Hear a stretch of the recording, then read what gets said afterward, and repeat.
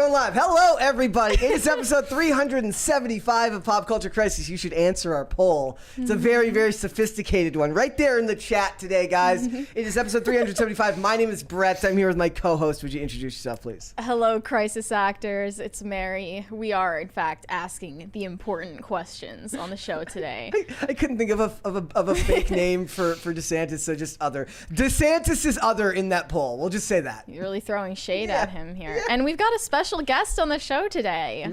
Hello. Hey guys, How you I'm doing? the Kino Corner. Yes, you are. You know, I'm known for talking about weird movies, so they brought me on because actually I have no idea why they brought me on. We're going to talk about stuff today. There's fun stuff to talk about in the news. We're also going to review The Little Mermaid. That's weird. Yeah. We all went and saw it last night. It's weird that I saw it. Yeah. You didn't expect to? No, so on Is It Kino, I was talking to Mumkey Jones, the co-host, and we watched a lot of really crappy movies for Is It Kino. Oh, I think you've got the video playing on your laptop. Mute the laptop, my friend. Sorry, we didn't I warn muted you. it. It's playing on my phone. Party foul. Okay, Party you're good. foul. It's playing on my phone. Sorry about that. He says he YouTubes from time to time. What's up with that? So, continue. Well, I'm not in a setup like this. I'm in I'm literally in my living room. Yeah. So, we do a bunch of crappy movies, but Mumkey was like, there's no way I'm watching The Little Mermaid. And I was like, yeah, there's no way I'm watching The Little Mermaid. And then we brought him here. We're like, how about you come with us to go see The Little Mermaid? Now it's your favorite movie of all time. The Little Mermaid. Yeah.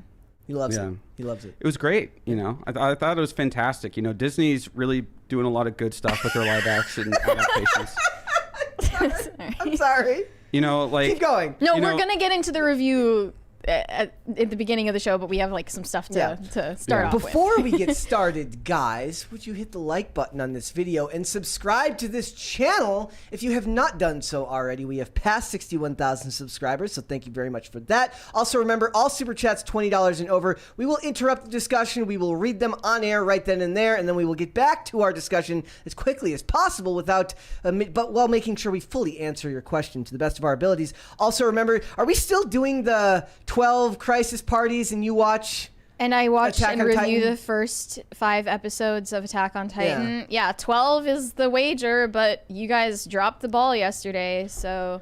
Or maybe you could watch Death Note up until when it completely changes and becomes like a totally different show and then gets lame. I think our chat wants her to watch anime. That's what they want. They really Why want that one? They want you to watch that one. So that's what it is. So that just for a heads up. And there were tons of other wagers that we agreed to yesterday, and I don't even remember what they were. In the chat, Mary says, not Mary in the chat, not you, says, this guest reminds me of the actor Timothy Hutton. That's interesting. Have you ever heard that one before?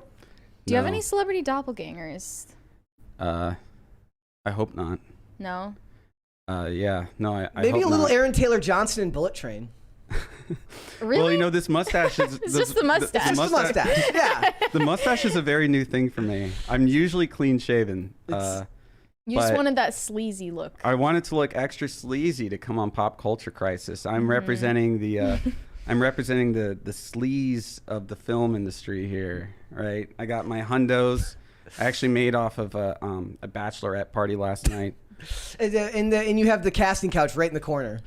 Yeah, well, it's kind of funny that, I wasn't expecting a whole casting couch thing for a Pop Culture Crisis, but Mary really insisted. Yeah. Whoa.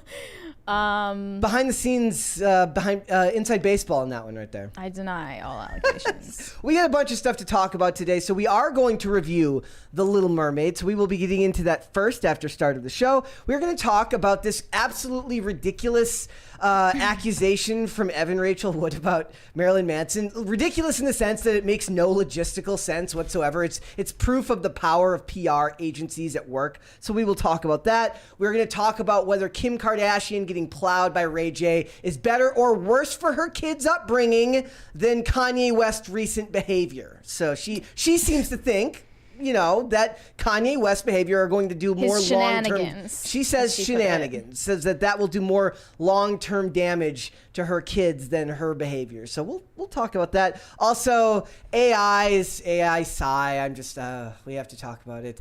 It is interesting that in the middle of a writer's strike, which is really about a whole lot of stuff, the dominating narrative of the discussion has become almost entirely, it seems, from the article standpoint and from the celebrity standpoint about the effects of artificial intelligence on the industry. So we will talk about a couple of articles because a couple of more celebrities have spoken out about it. And there's another very interesting article. It's basically, there you go. That's basically calling everyone who doesn't want to have AI insecure. So we will discuss that. If you guys are ready, we will get right into it. Mary, are you ready? I'm ready. Kino, are you ready?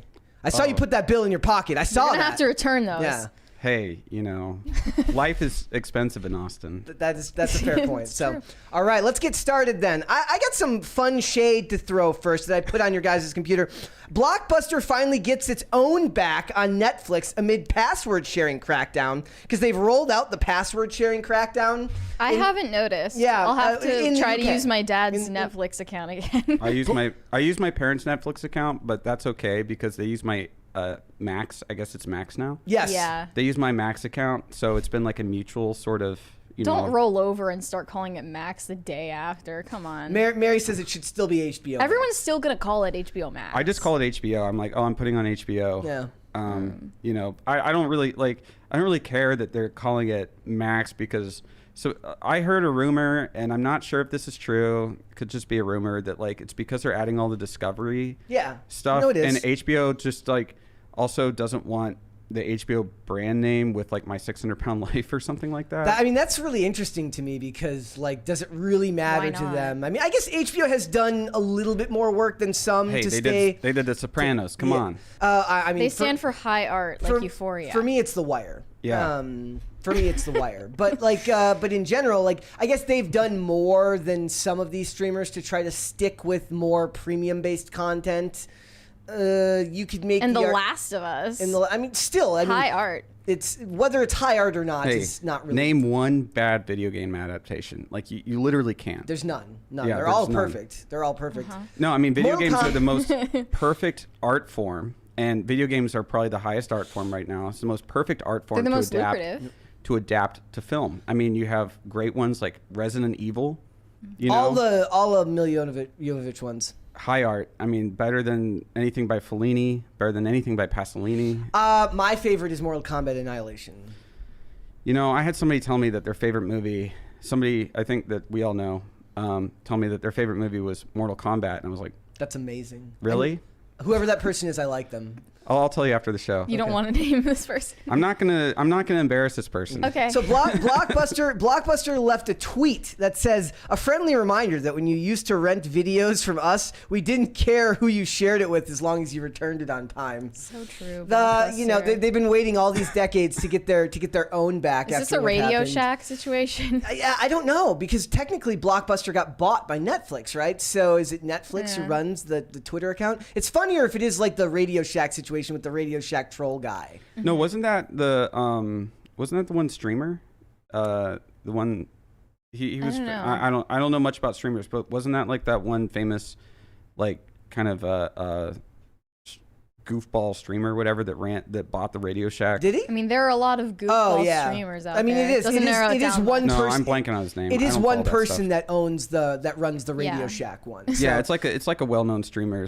But- yeah. On top of this, Netflix is not done. Also, Amazon Prime got in on it and started clowning on them. I'm now picturing like a playground fight situation where they're being made fun of by a bunch of bullies. Where Amazon Prime did this thing where they posted the old picture where Netflix said, the old tweet where Netflix said, love is sharing a password. And they said, well, this didn't age well. Yeah. And then they posted this thing where it's an Amazon Prime thing that says who's watching. It's all the people on that account. So they're just out there trolling. You know, other the streamers. true alpha males are the ones who pay for the Netflix subscription and share it with their harem of followers of of GFs. The problem with Netflix is that there's sort of like not a whole lot of good movies. I don't like any of the Netflix like live stuff.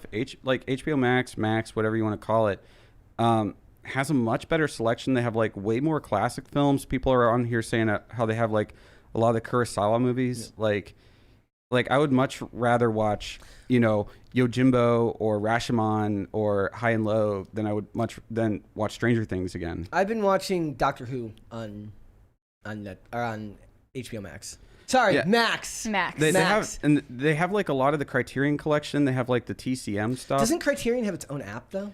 Yeah, it's a great streaming service. Yeah. So I have HBO Max, Criterion Channel, and Mubi, and those are my probably top 3. Yeah. How much is on Criterion? Oh, they probably have more movies on. Like, they have a ton of movies, and they'll do like Criterion editions of films. So it has like the supplements, like the behind-the-scenes documentaries, and the commentary. Really cool. One of the things that bothers me, I've actually made that point a dozen times. Like, I would pay extra for these streaming services to have the original DVD commentaries that were on a lot of these special editions. You know, the steel books and everything like that. Yeah, and there's some great commentaries. One of my favorite ones is for the movie The Darjeeling Limited. And it was a commentary. It was Wes Anderson, Jason Schwartzman, and Roman Coppola. And like 20 minutes before the film ended, they got a call, and it was some guy that mistook them for a different production company and started pitching them this like terrible TV show, and they just kept it in the commentary. That's so amazing. Like half the commentary is this random dude who's not in the film industry pitching them this like I Love Lucy style TV show Good for him. and begging Wes Anderson to make it. That's amazing. Did you see the AI of the Wes Anderson Star Wars movie? The Dude, trailer, those yeah. all suck. Yeah. Those all are terrible. And I'm like, and we'll they get totally into that later, Yeah. but- Yeah. That's a fair point. We'll get into it later. All right. Also, Mary, did you see that Mizzy was arrested again? Yes. Maybe justice does exist. Yeah, in the world. dude. It says he's been taken into custody. Inquiries are ongoing. It says the 18-year-old social media prankster was arrested Friday, May 26th. He was arrested on the roof of a building near an Iceland store in southeast London by a plainclothes officer. So they got him. What did he do? Okay, so it says he was issued a criminal behavior order, which prevents him from directly or indirectly. That's from the original. Yeah. And they So he say- just broke one of the rules. Yeah, that he they just gave broke him one of the rules for it. immediately. Yep. He just went on someone's says- private property immediately. On suspicion of breach of a criminal behavior order. So he broke the rules I guess of the order. he also was banned from entering a lot of businesses, Yeah. so it might have been that. Yep.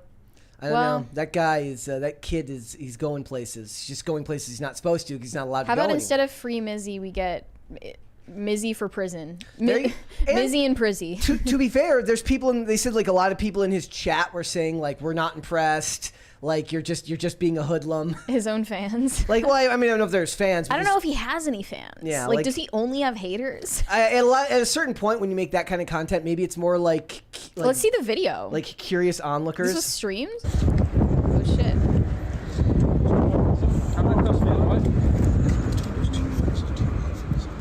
He's whispering. Let's go. He's not saying anything. That shirt is a crime. That's the real crime. Wow, for here. once he quiets down. Just to explain the allegation to you, which is that you've got.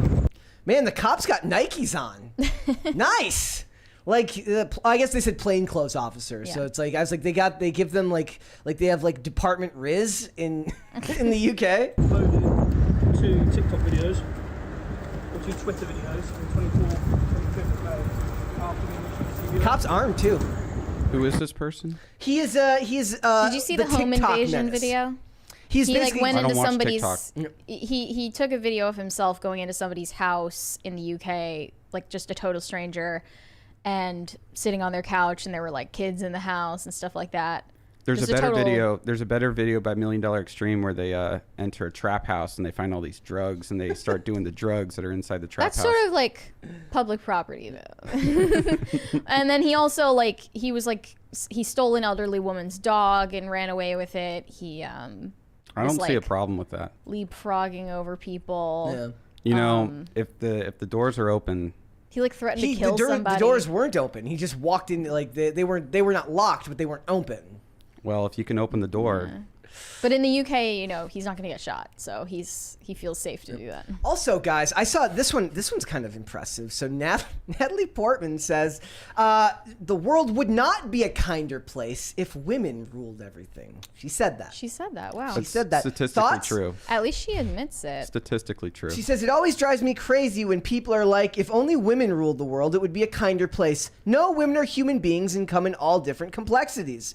She was at the Cannes Film Festival. She said that she believes that women women are more likely to be compassionate and collaborative than men, but does not believe that women are inherently kinder than men. Me and you kind of had a discussion about this last night when we were talking about the directing film. Yeah, it's just like, I don't know. Like, I've worked with women, I've worked with men. I've had positive and negative experiences with both. But just in my experience, men tend to handle pressure a little bit better, or at least they like to bottle things up or become alcoholics. Just die at an early age, which is really the compassionate response. Just die at an early age of stress, like a normal human being. Yeah, like have the courtesy of hiding your pain. Well, yeah, I read this.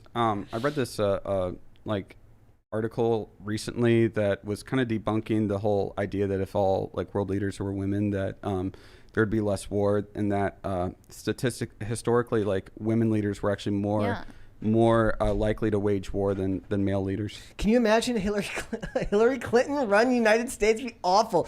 She was literally campaigning on like, I want to go to war with Russia. Yeah. And like I don't really get political or anything, but my biggest political stance is I'm 100% anti-war. Yeah. And so I don't like anyone who wants to start a war at all. And imagine like all the world leaders are women and they all their times of the month sync up. Well, and just nuclear people say war. that's like the reason they don't want a female president is like they get in that time of the month and then start a war. But like most of them are postmenopausal, so it would be the menopausal hysteria that would lead to nuclear winter. Well, I mean, but that's during menopause. Like postmenopause, you don't. Postmenopause. Postmenopause, They've stabled out. Hill Dog is a very stable genius. She's a stable genius. Mm-hmm.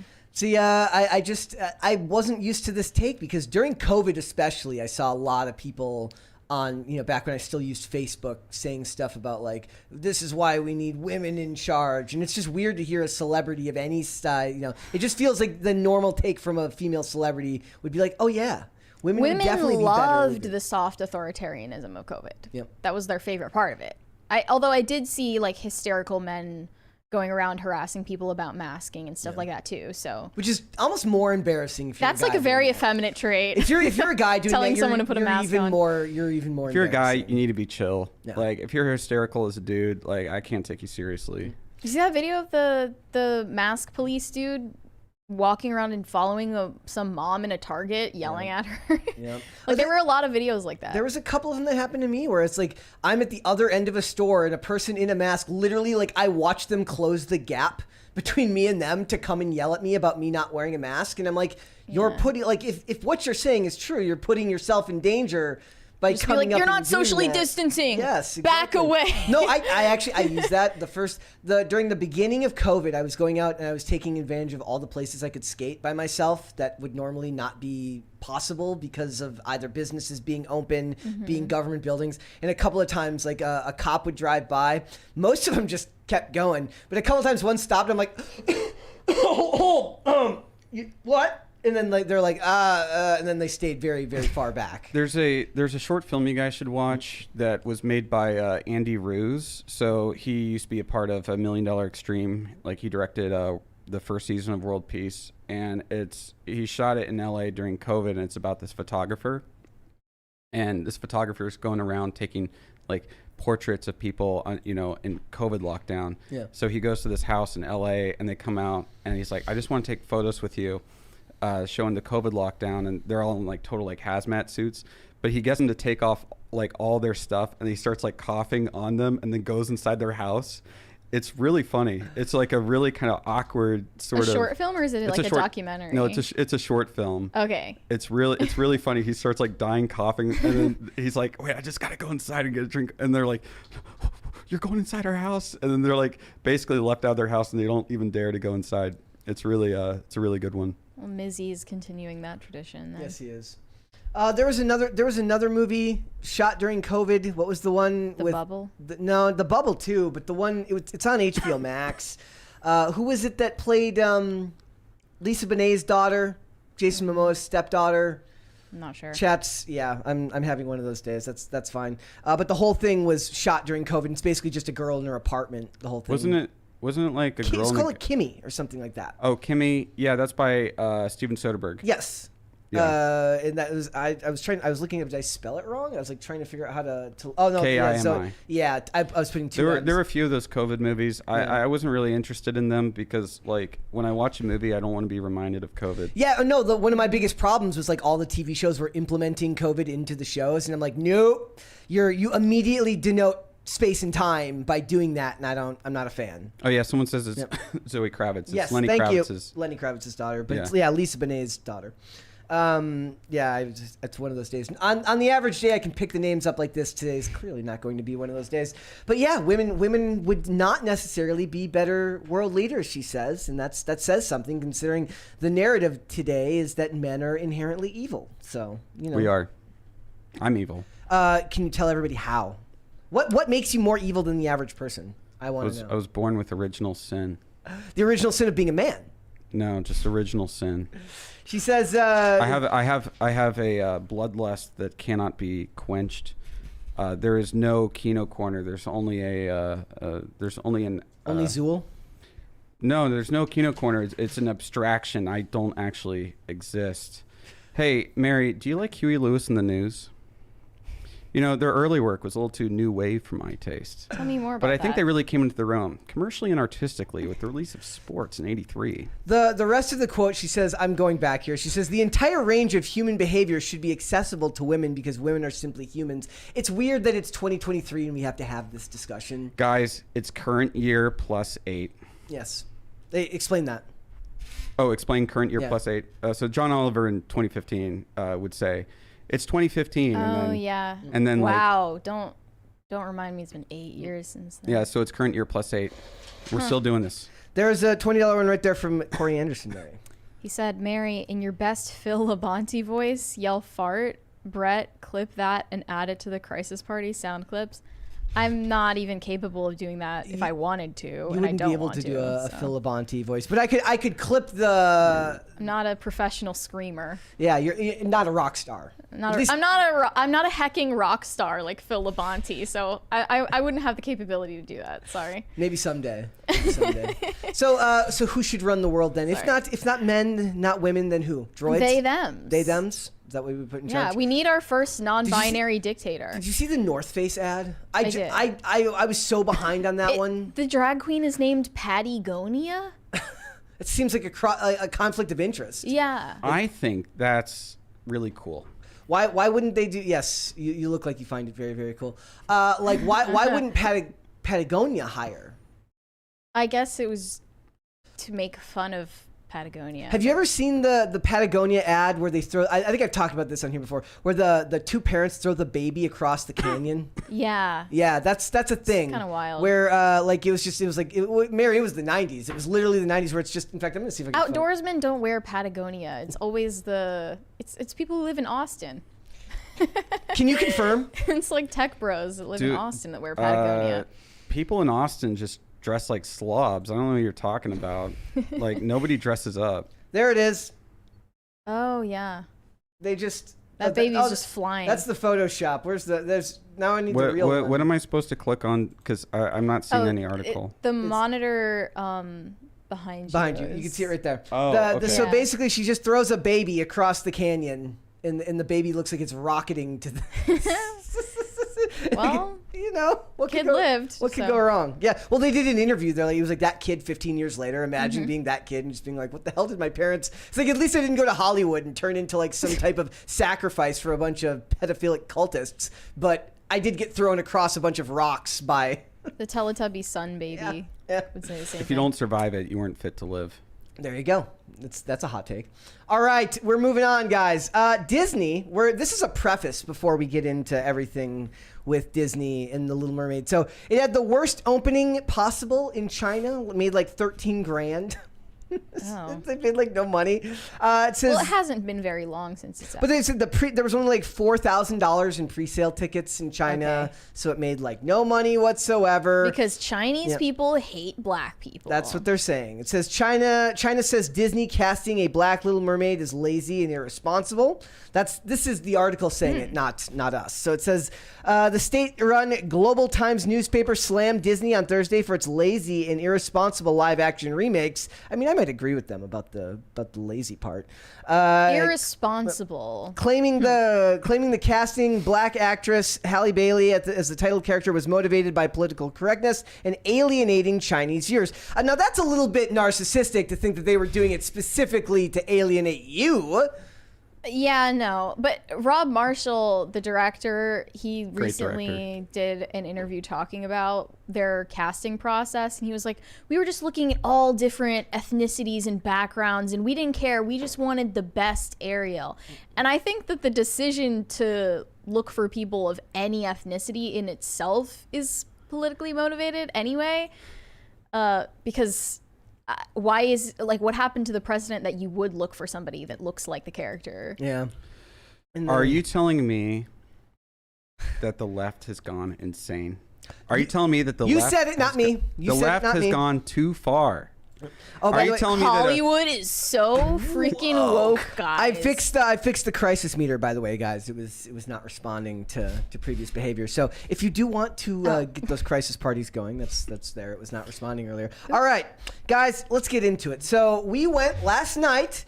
We went and saw The Little Mermaid. We went to the theater out here. It was packed with kids. Would you say? Like, did you there were feel a like lot it was of families? there were little girls dressed as mermaids. And There was stuff. also a creepy mermaid person right at the entrance of the film, like standing there waiting to take pictures with people, and she like waved at us. Yeah, and why I'm like, didn't you get a picture? I'm not doing that. No? Oh, I wanted to get a picture. Why didn't you get a picture? I would have taken one for you.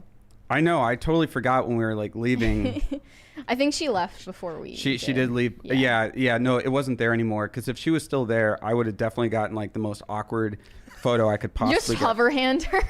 No, blatantly. I would have hover handed her. I was even thinking about it while we were watching the movie. I was like, how can I make this photo as awkward as possible? But she wasn't there when we left, and I was Damn. really disappointed because honestly, like Did that she have would the have. shell bra? I don't know if she had the shell bra. She was just wearing like straight up an underwear bra. Like no, it wasn't shell bra. It was just Okay.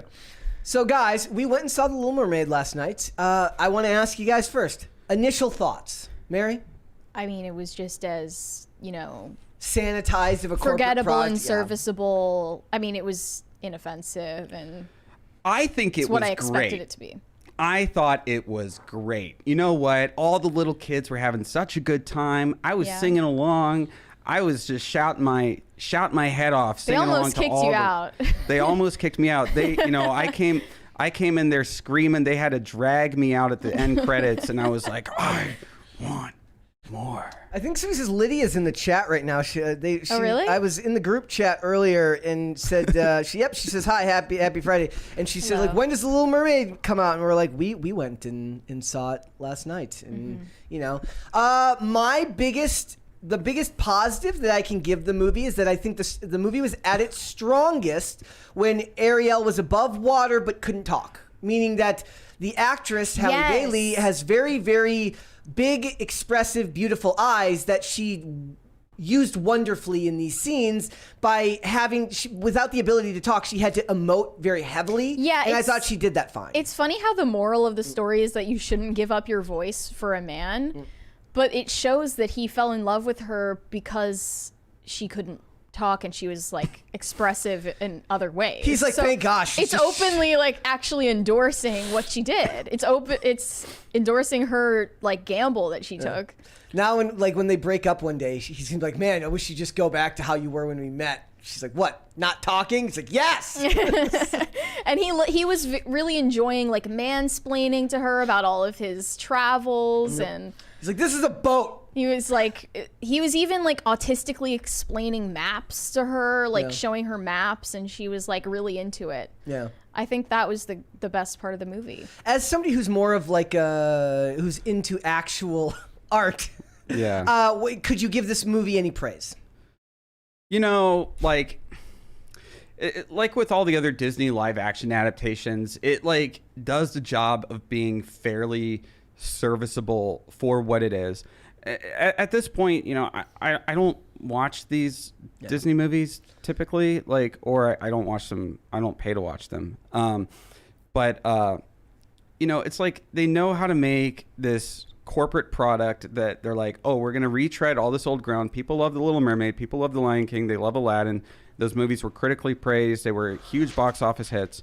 And, you know, it's just, I mean, I'm not going to say that it's low effort, because obviously a lot of effort went into this, but it's for something that people are going to forget about once it's out of theaters. I mean, I know a lot of people that didn't even know it was coming out this weekend. I didn't even know it was coming out this weekend. Yeah, I completely forgot. And then when I was talking to Mary, I was like, oh, what are we going to talk about on Friday? And then I was just, I was like, oh, what's the new movie coming out this week? I'm like, oh, The Little Mermaid is coming out this week. I totally forgot about that. And it's serviceable for what it is. It's retreading old grounds. All the best songs are the songs from the original Little Mermaid. And they clash heavily. There's the tone. I thought that they added like one new one. The Aquafina, right? The worst. The Lin-Manuel Miranda one is the. That was the worst thing. The scuttlebutt thing that Aquafina did. I legit almost walked out during that. I could not handle. I don't like Lin-Manuel Miranda's songs and lyrics at that, and they've been really heavily pushing him in Disney. I don't like this. The songs that he's been doing for these Disney But how do you stuff. feel about Hamilton on stage? That's the real question. I never saw Hamilton on stage. They did I think they filmed it. Sorry, my allergies are just killing me The only today. thing I've ever seen him in is he played like a mental patient in a couple episodes of House when House is in rehab. He barely had to act for that. Yeah. But I refuse to watch it. Not because it's Hamilton, but because I refuse to watch any kind of theater filmed, because I feel like that's just anti-art. It's like You theater. didn't see Les Mis? Well, I mean, but that was shot as a movie. Yeah. But like even then, I don't really like movies that feel like plays. Les Mis, though, he did make it cinematic. But like an example is like last year, I really did not like The Whale, because it really just feels like you're watching a stage play the whole time. Not to mention all the other problems I had with that film.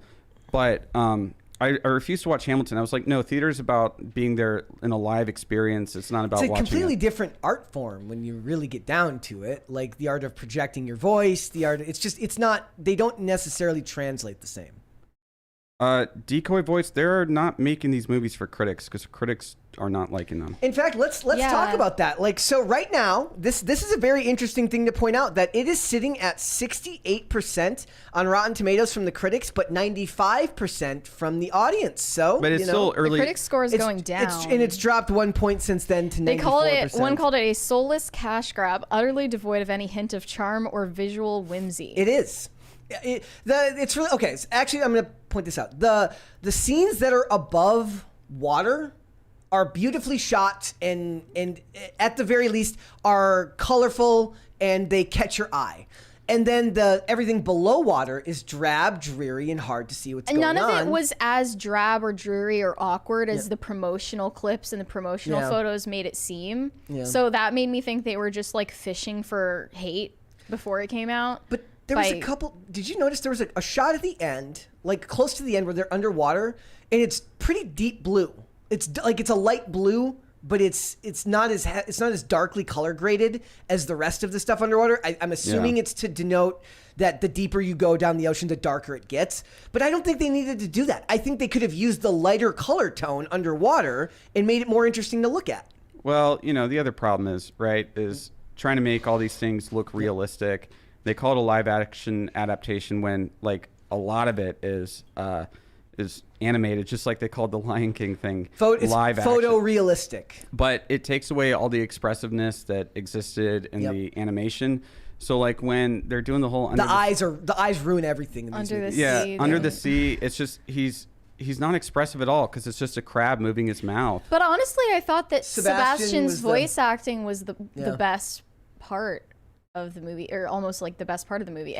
But Flounder, that was weird. Like live action Flounder with the soulless fish eyes. Yeah. Not live action that Flounder one. was worse than Sebastian. Sebastian was cool though. I felt like they could have even exaggerated they could have at hate. least exaggerated his eyes a little bit. I just hate Aquafina and her voice. I didn't even know who that was. I didn't even know that was Aquafina. It was, yeah. Yeah, I recognized the voice. Yeah. Not a fan. I thought the guy who played Eric was kind of drab and dry and boring, but he was fine, serviceable. The way they were marketing it was like, this is different from the original because Ariel just goes through this whole like process of like self-discovery and self-actualization, and none of it has anything to do with Eric, and it was completely not like true. There was no No, it was just a love story. That's all it was. It's the same story with more bloat, like as the original Little Mermaid, and it's like I just think if you're gonna do a remake, just make it totally different. Why would I watch a 2.5 hour long version of a movie when there's a more expressive, more like obviously passionate film that's also only 83 minutes long? Yeah. I would just rather watch, like in all these cases, I would just rather watch the original. I mean, those original, like those Disney movies from that time were actually pretty good. And they're remaking them in such a like not that long after they released. Like they came out when I was alive. Yeah. So. Yep. You know. For me, I thought Eric did fine, but it's not in any way a memorable performance. Javier Bardem is kind of wasted in this movie. He's like the Casanova or the Don Juan, you know. He's got like, kids of all sizes. He went across all the seven seas. He went across. He sampled everything the oceans Yeah. had to offer, and has a kid from each of them. Apparently, also this movie is a corporate product in that it is shamelessly a college brochure at every turn. College students of every age demographic and racial demographic show up in the city in the most unrealistic. And we were talking about this last night, right? About kids who watch this will then be led down the wrong path of thinking that this was this. Like the first thing I thought of when a girl shows up in a net and gets brought to a castle, they don't put her in high heels and give her anything she wants. That's why I thought that they knew she was the girl that saved Eric at first. I thought that they'd just put the pieces together. But and Eric's just kind of an F-boy. He's just like, still go look for her. But Eric is still looking for the girl that saved him. Yeah. And he's like two-timing her. It's not very nice of Eric. It's not very nice of Eric at all. The music was fine, whatever. Very, in my opinion, like I said, everything about this movie felt kind of empty. She and has a good soulless to me. voice. She does, and like I said, I think she was the best part of a bad movie. Meaning that those specific scenes that I'm talking about, everything of them during their courtship. Even the funny thing is, I'm so programmed to expect feminism. When he's like rowing the boat, I'm like, she's gonna want to row the boat. She's gonna want to row the boat. I'm like, no, they actually let him row the boat. She drove the carriage, though. She did. Oh yes, of course. She. But she was a almost bad killing driver. them. Well, they had to stay accurate. Like she's a bad driver. She's a woman. It's like So really, this is a Did she try- misogynist movie. Did she try to parallel park that horse? I have no idea. She probably can't. That would be my guess. Also, the hair just looked off at certain points. The animation on the hair just didn't look right to me. Like, and I think me and you also talked about this last night. Look, if you're gonna make movies underwater, you have to ask yourself whether you're going to be able to stand up to Avatar 2. And if you can't, maybe you should film as much above water as possible. The Avatar 2, it's so funny that it came out like right after Black Panther, Wakanda Forever, because those underwater scenes were absolutely terrible. Yeah. And then it's just, and the thing is that James Cameron was filming underwater, and so it looks really good. I mean, say what you want about the movie. I mean, I really liked it, but I enjoyed it. I thought it was fun. It was a little long for me, but I still liked it. But in here, it's so obvious that they weren't shooting underwater because it looked like they had like CGI hair. Yeah. And everything just looked really uncanny to me, and I couldn't get past the uncanniness. Also, I want to shout out Al Anonymous in the chat. We're spanning time. We're spanning time, guys. We're here. We're spanning time. No shell bra. Yeah, they got rid of the shell bra that would be the original Ariel wore. That would be misogynistic, I Well, guess. they didn't say it was because of like sexualization. They just said that it's hard to like keep like hold someone's actual boobs in a shell bra, which I get, but if everything else is fake about the movie, why not those? If there was one thing that you think would have fixed the movie, what would you have done? Like obviously that's a larger question, but if like there's one thing that would have taken it up at least one level, what would it have been? If it wasn't made. Yeah. I was thinking you were gonna be going out to bat for this movie, though. I was considering it just to kind of rile up people in the chat, but you couldn't hide your disgust. Yeah, no. I I left. They can easily ambivalent. go to my letterbox and see that I hated it. So I left ambivalent. I was like, it's a Disney product. I didn't expect anything more or It less. is the quintessential. It was not made for me. Kids, that's the thing. The kids watching it don't register Uncanny Valley the way that adults can. And that's why kids often like entertainment that looks actually really creepy to adults, like Teletubbies. They don't notice things like that. Yeah, and the kids seem to enjoy the movie. It got like a mini standing ovation from a couple of kids Really? that quickly died out. Okay. But it did. You know. What did you guys think of Melissa McCarthy as a villain? oh, somebody's saying Lucius the Eternal, more nudity. Yes, more nudity. That's what it needed. I actually All of her thought- sisters needed to be topless, to be true to the mermaids. Okay, you know, I was like, this is not realistic. This is not And realistic. that's what I go one to bit. my Disney movies for realism. That's what I go to my Disney movies for. I thought Melissa McCarthy was like, she was on the verge of a good performance that just got drowned out by just not enough. That scene of her shimmying her boobs, though. I almost threw horrifying. Up. I almost threw up. I was like, I think But I said something to you. I'm like, oh God. They're like, who is the most horrifying looking person we can pick for this role? Did you know Lizzo was up for that role? And like Really? she campaigned for that role. And then I guess shit. and then here like a good ally, like I guess her and Melissa McCarthy talked about this later. And she talked to Melissa McCarthy about how she like campaigned for the role, talked about how she gave her audition, all this stuff, and Melissa McCarthy goes, "My goodness, why didn't they cast you?" Well, Or an actual drag queen. yeah, they could have done that. My buddy's in the chat. Cobra Malibu Unlimited. Shout out to Cobra. He makes my animations for my videos. He says the only Ariel I want is Ariel Pink. Very true. Very true. Why didn't he get a cameo? Ariel Pink has been here. That was a long time ago. Yeah, I Yeah. know. I was at Ariel Pink's house when he was here, and I didn't hear the end of You it. want to give us the inside scoop? Oh, well, you know, I mean, You don't have he's to. a nice guy. You know, he felt very bad. Oh yeah, he seems like a nice guy. He just felt very bad about it. Nothing malicious about Remember it. what we were saying earlier about like how they're like you can't give the list of things you can't say on air because then if you do like He's just immediately gonna scream slurs it just when the cameras go. it becomes a bit Tourette's-ish and you're like this is it slur. Also, you know, Ariel's known for saying very edgy stuff. I mean, that's why he and I are friends. But he was being sarcastic. He when was said being what he said. sarcastic. I won't repeat. Doesn't, context doesn't matter. The clip's out there if you're interested.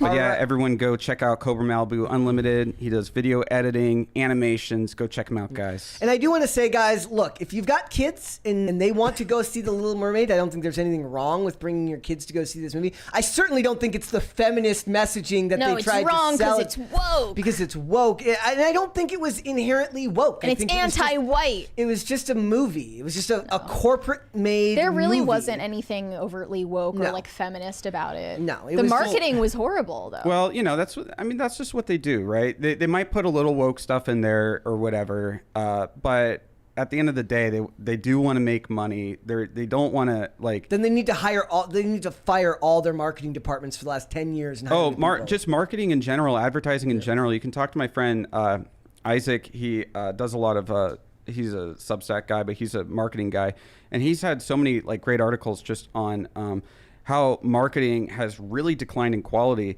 You know, I don't Hollywood in general. Or just in general. Okay. You know, I use ad blockers and everything, so I like never see ads. But I was visiting my parents over Christmas, and I don't have cable either. And I was watching cable, and I was seeing the commercials. And I was thinking, how do these commercials make you want to buy anything?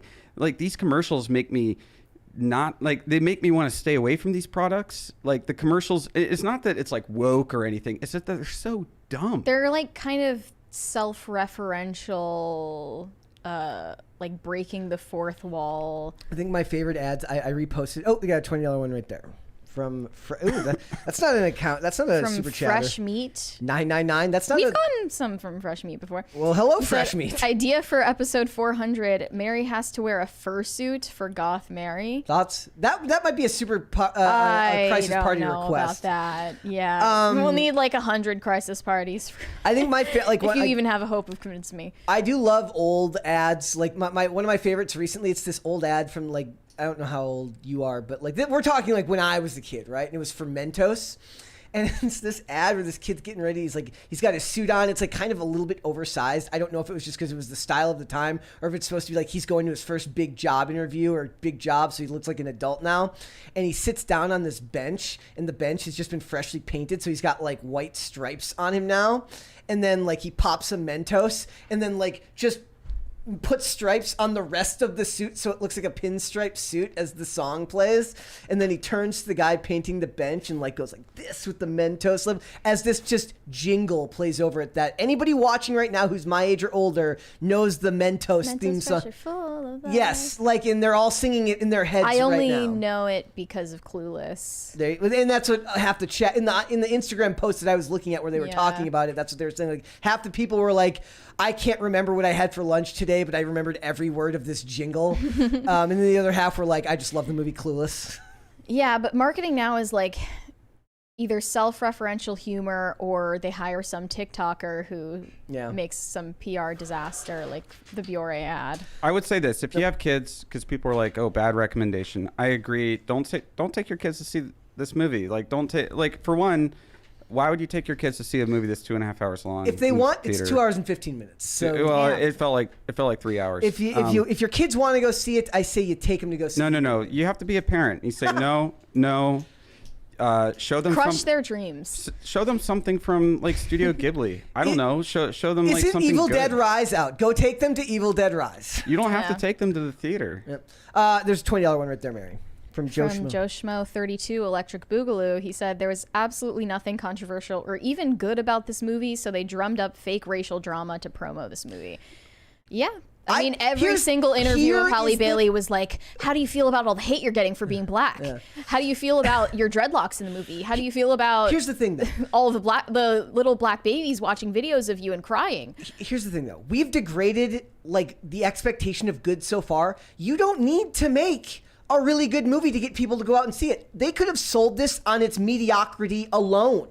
Because it's Disney and people just go, this is Disney. They did not have to go down this route. They could have sold this on the mediocrity. I'm not saying it's the right thing. I'm not saying it's a good thing. I'm saying they could have. We must consume. Exactly. Sell it as a love story, because that's exactly what it was. It was nothing like about self-discovery or self-empowerment. You can't do that anymore. Whatever. You can't sell a love story anymore because that's a man, and you can't fall in love with a man anymore. You can sell. I can fall in love with a man. You can't tell me what to do. You can sell like a feminist empowerment story, but not actually make one. Yeah, I was actually shocked at how much of a romantic tale it actually was. That. It's all it was. There was nothing like renovated about it. It was very. It's just a movie with added fluff. Yep. Yeah. It's like, and that's why I say it. Like, it's pointless. You know, The Lion King, Aladdin, The Jungle Book. I laughed at The Lion when he falls off the cliff. I laughed. It's all just pointless, and but it's Dumbo. I forgot about Dumbo. Everyone did. It only made like $45 million. I actually forgot about Aladdin until either you guys brought it up or somebody in the chat brought it up. I don't even know about it. Like, I don't watch these movies. They're not made to be memorable or culturally Well, they're made to relevant. Kino's too good for them. That's what it is. You're just too good for Disney. I just have taste. You're above that. I watch good movies. Okay, if I'm gonna watch an animated film, it's gonna be. If I'm gonna watch an animated film and I don't know what to put on, I usually just put on The Wind Rises. That's a good one. All right, Mary, we got some super chats there. James Ornthal Wen said, May is Historia Rice of Beanie Media Universe. I don't like this nickname that you've come up with for me. Please never use that. Historia Rice? From, is that an Attack on Titan character? Well, they have to get 12 crisis parties if they want you to watch Attack on Titan. It's not going to happen. Lucius the Eternal said, TV so bad these days, return to Buffy. Yeah, they could easily make Buffy the Vampire Slayer again.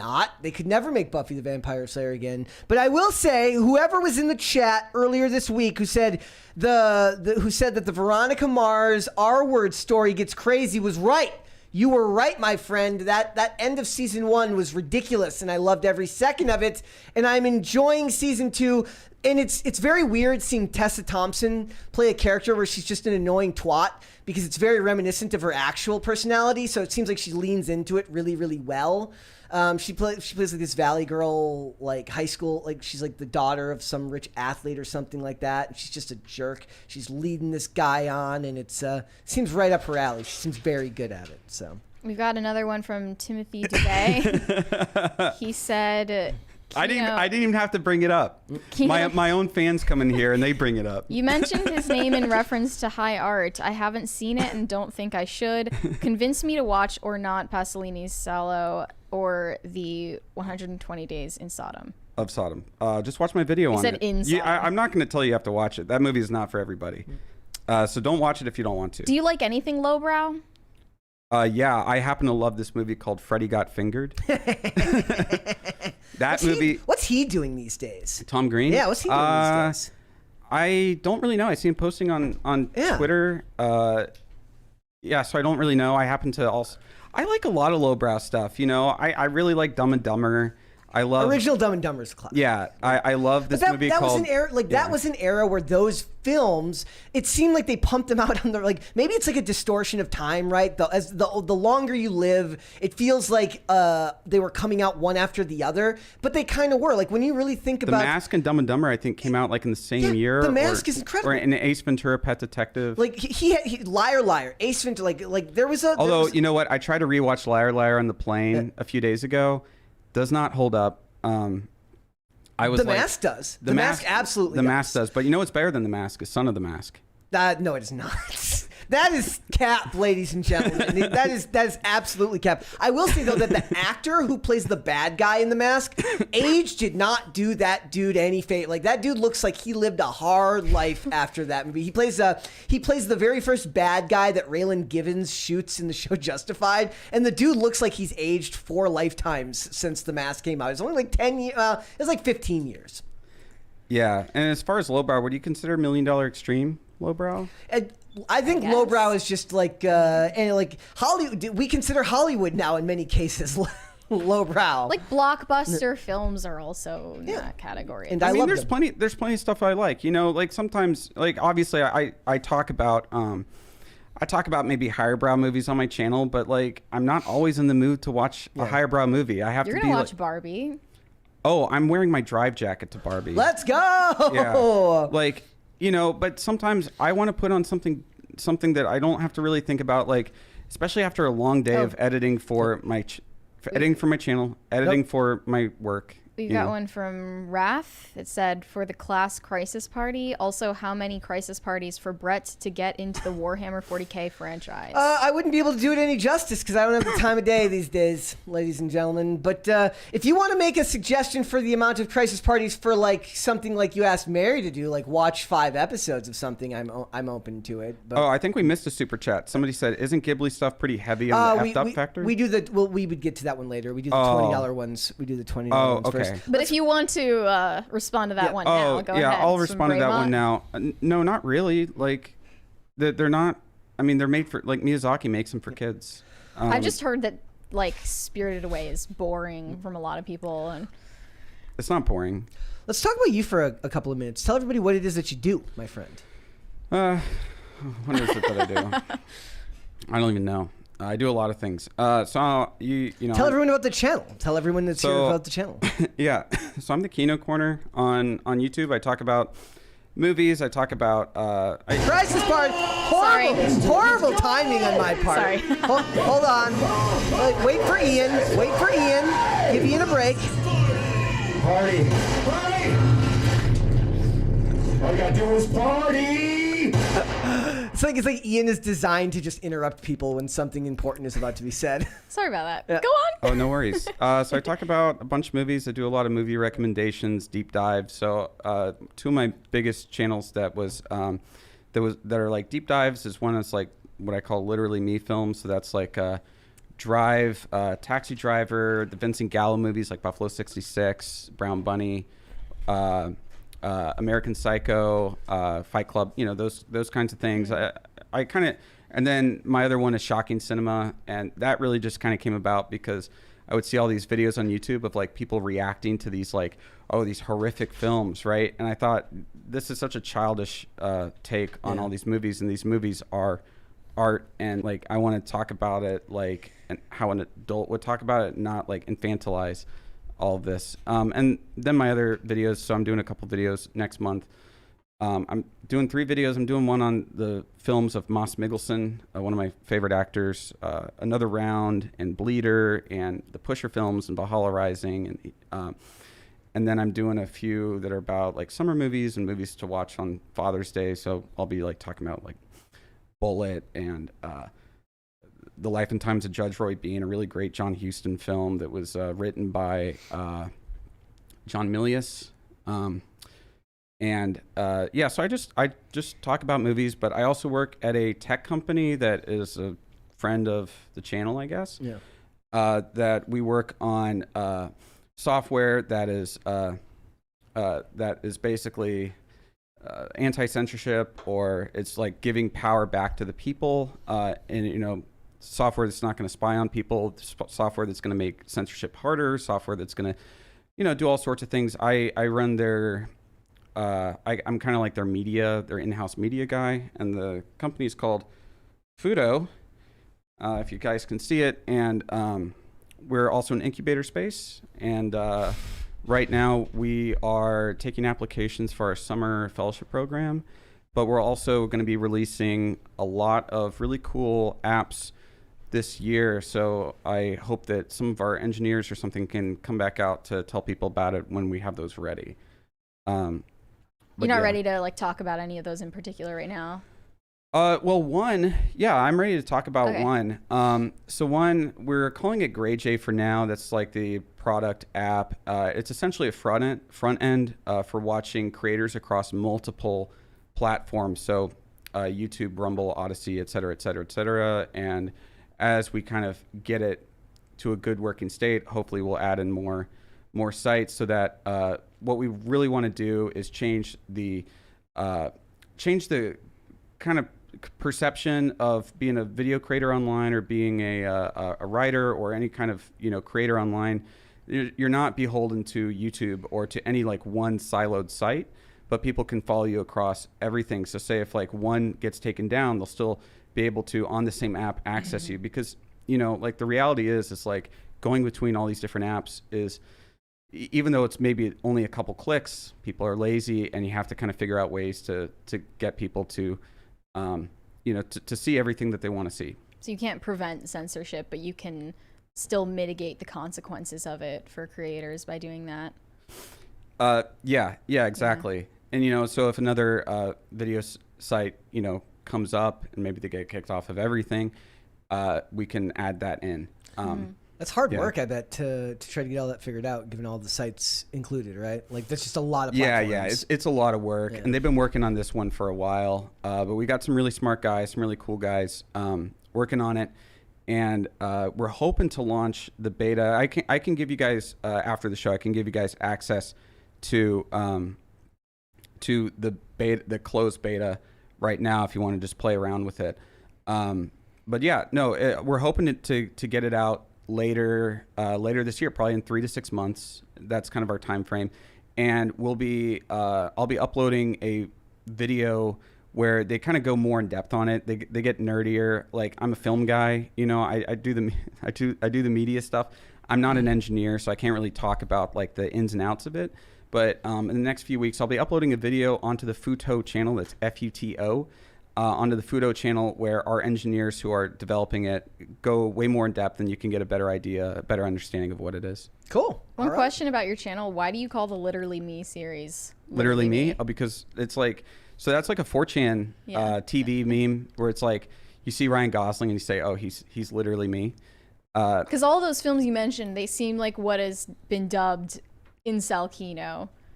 I don't know if that's derogatory, but. I mean, I don't care. Whatever. You can call it whatever you want. It's about young men, sort of, and that's what my video where I was like my first video sort of on the Literally Me genre. I was trying to find like what the exact thread through all these movies are, because like Fight Club, American Psycho, Taxi Driver, Buffalo 66, Falling Down, that you can kind of sense. Yeah, we were talking about Falling Down yesterday. Yeah, you can kind of sense what's like. You can sense how these movies are connected, but it's actually a bit more abstract. It's not like these are the same movies; they're all very different, and but it really are movies that are dealing with the issues, especially of young men, sort of in the modern era, and not a lot of these movies are made anymore, which is kind of a shame. The first thing I thought of, we were watching a bunch of trailers yesterday, and I was like, there's no stories being told for kids that were about boys.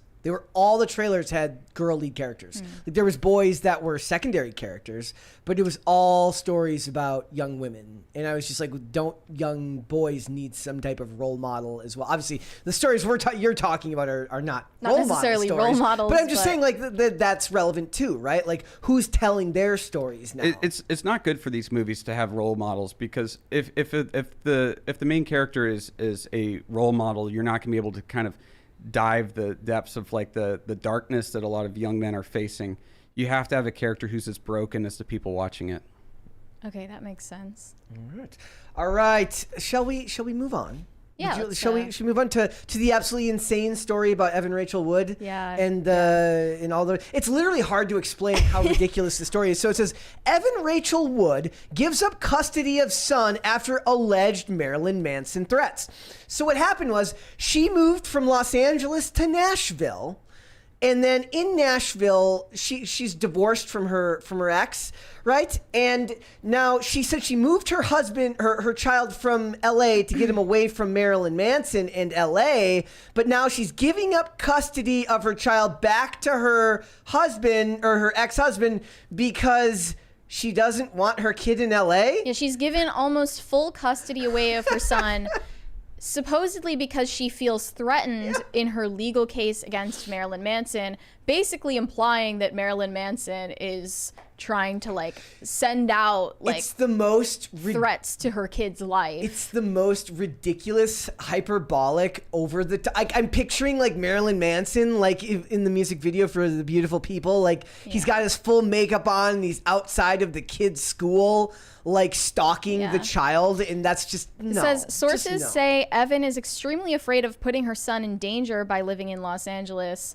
Evan is involved in a criminal investigation into alleged abuse at the hands of Marilyn Manson and believes she could be the victim of retaliation by him for working with investigators and testifying in the case. So he's a comic book villain now. He's a mobster, basically.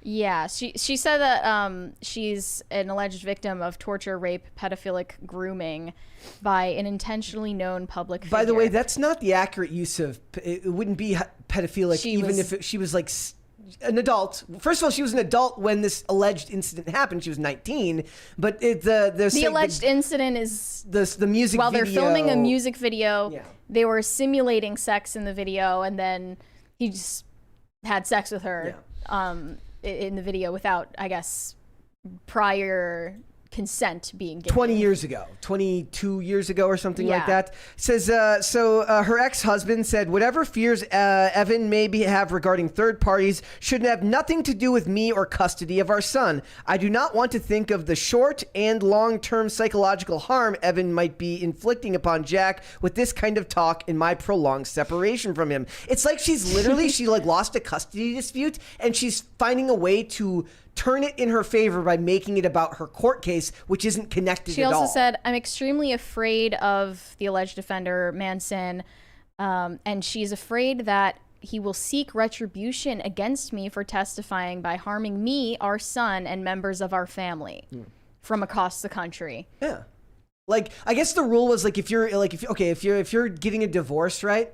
And you move, you can't move more than 200 miles away from the person if you have joint custody. So that was part of it. Yeah. This one comment said her PR team tried to spin this to make her seem like a victim, but that's not what happened. Evan Rachel Wood moved her son to Nashville to keep him from the toxicity of LA. It had nothing to do with Manson. So now so to get away from the toxicity of LA, she's sending her kid back to LA. Hollywood's Yeah. dishonesty knows no bounds, and PR firms get all the money for this type of stuff. There was also this. It says Woods said she had been deluged with death threats since making her allegation. Bell filed court papers in a bid to regain joint custody of Jack after what he called Woods' unilateral decision to move him from Los Angeles to Tennessee. Evan's story defies credibility, says the English-born actor in a motion to the LA court. He says, quote, I frankly do not understand what is happening. Either Evans claims that she is receiving death threats are true and Jack is not safe in her care, or they are not true and she is withholding our son from me for other reasons of her own invention. He also says that she claimed to the courts that she's like, I have to get extra security guards and I have to put up a fence. And then he's like, she never got extra security guards. That's not a thing. Okay. Like, she's just lying. And I don't Marilyn know anything Manson, about this story. She put out a documentary about this whole situation called Phoenix Rising onto, what was it, HBO Max? Yes. Back in, what, 2021? Yeah, it's 2 years ago now. Yeah. Marilyn Manson has now hit back at her, saying that all of these claims are false. And none of it can be proved anyway. Says a source close to Manson denied Wood's claims, berated Wood for making unproven claims publicly, and said the singer's own safety had been threatened after Wood's girlfriend, Ilma Gore, allegedly used a forged FBI letter to recruit other women into accusing Manson of abuse. And one of the accusers, we covered this before, she recanted everything and said that Evan Rachel Wood and her girlfriend basically trained her on what to say, and none of it was true. But I kind of thought at the time, it doesn't make you seem better, like, for recanting afterwards when you're fully admitting that you intended to ruin this guy's life, knowing that nothing happened to you. I can't imagine having to go through the type of custody disputes that you go through when you're a famous person. Well, right? I think with Marilyn Manson too, people just have this, image of him and go like, oh yeah, he probably did it. Look at the face paint. He's clearly a bad guy. That's what they're saying. Yeah, and it's like, I mean, I don't know anything about this. I'm not going to give an opinion on it one way or the other. I kind of heard this story maybe a couple of years ago. This is in the years in the making. But I don't really know anything about it. Well, it's sort of like when Marilyn Manson back in the day was pretty much blamed for the Columbine shooting, just because of his public image and like having this influence on teens. But like the Columbine shooters weren't fans of his to begin with. No. And even if they were, even if they in some like manifesto had claimed that Marilyn Manson is the reason we're doing this, it doesn't implicate him. That's a further indictment on the culture right now, right? Like now a lot of times what people say is like, you're responsible for your audience. You're responsible for your platform. Therefore, you have to be careful about what you say, lest you inspire some incel or some this or that to do something horrible. A no sex guy. Yeah. Is that really fair? Is that really fair in the culture that you're forced to censor your own art because other people might interpret it in a way that you can't control? Another part of the story is that Evan Rachel Wood wrote her own Mother's Day letter to herself. We got a $20 super chat right there first from Grofty. He said, the beautiful people fits well to explain what's going on. Yep. You're not wrong. Here's a quote from her letter to herself. I am a queer, single, working mom who is a survivor, and it's normal for me to feel constantly judged. I don't get a thank you. I very much have to rely on myself for all things. I pick myself up. I do my own research. I wipe my own tears. I pat myself on the back. I love my child with everything I have. I don't have a nanny, but I have a loving mother who helps me when she can. She wrote that to herself? Yeah. She wrote that to herself. And now the father of the kid, who is not mentioned in this letter, has full custody of the kid. Women just get rotator cuff surgery from patting themselves on the back constantly. In fact, I'm going to send this to myself so that I can show this. And then, since then, she's put her Instagram on private. Of course. Hold on. I'm going to send this. There was this video that I was sending to someone before that it just makes me laugh because it's kind of the perfect indictment of a lot of things in the culture right now. Hold on. Let me see if I can find this. All women born before or after 1993. It's not that one. They can't cook. That would be funny though. Here, let me see if I can play this All one I here. know is here. Eat hot Cheeto. charge their phone and lie. Yeah, hold on. Independent, and she pays her own bills, and she takes care of herself. She's an average adult. Like what, you expected to be patted on the back and applauded and be given awards because you're doing average adult things? She's not some bad bee. She's an adult.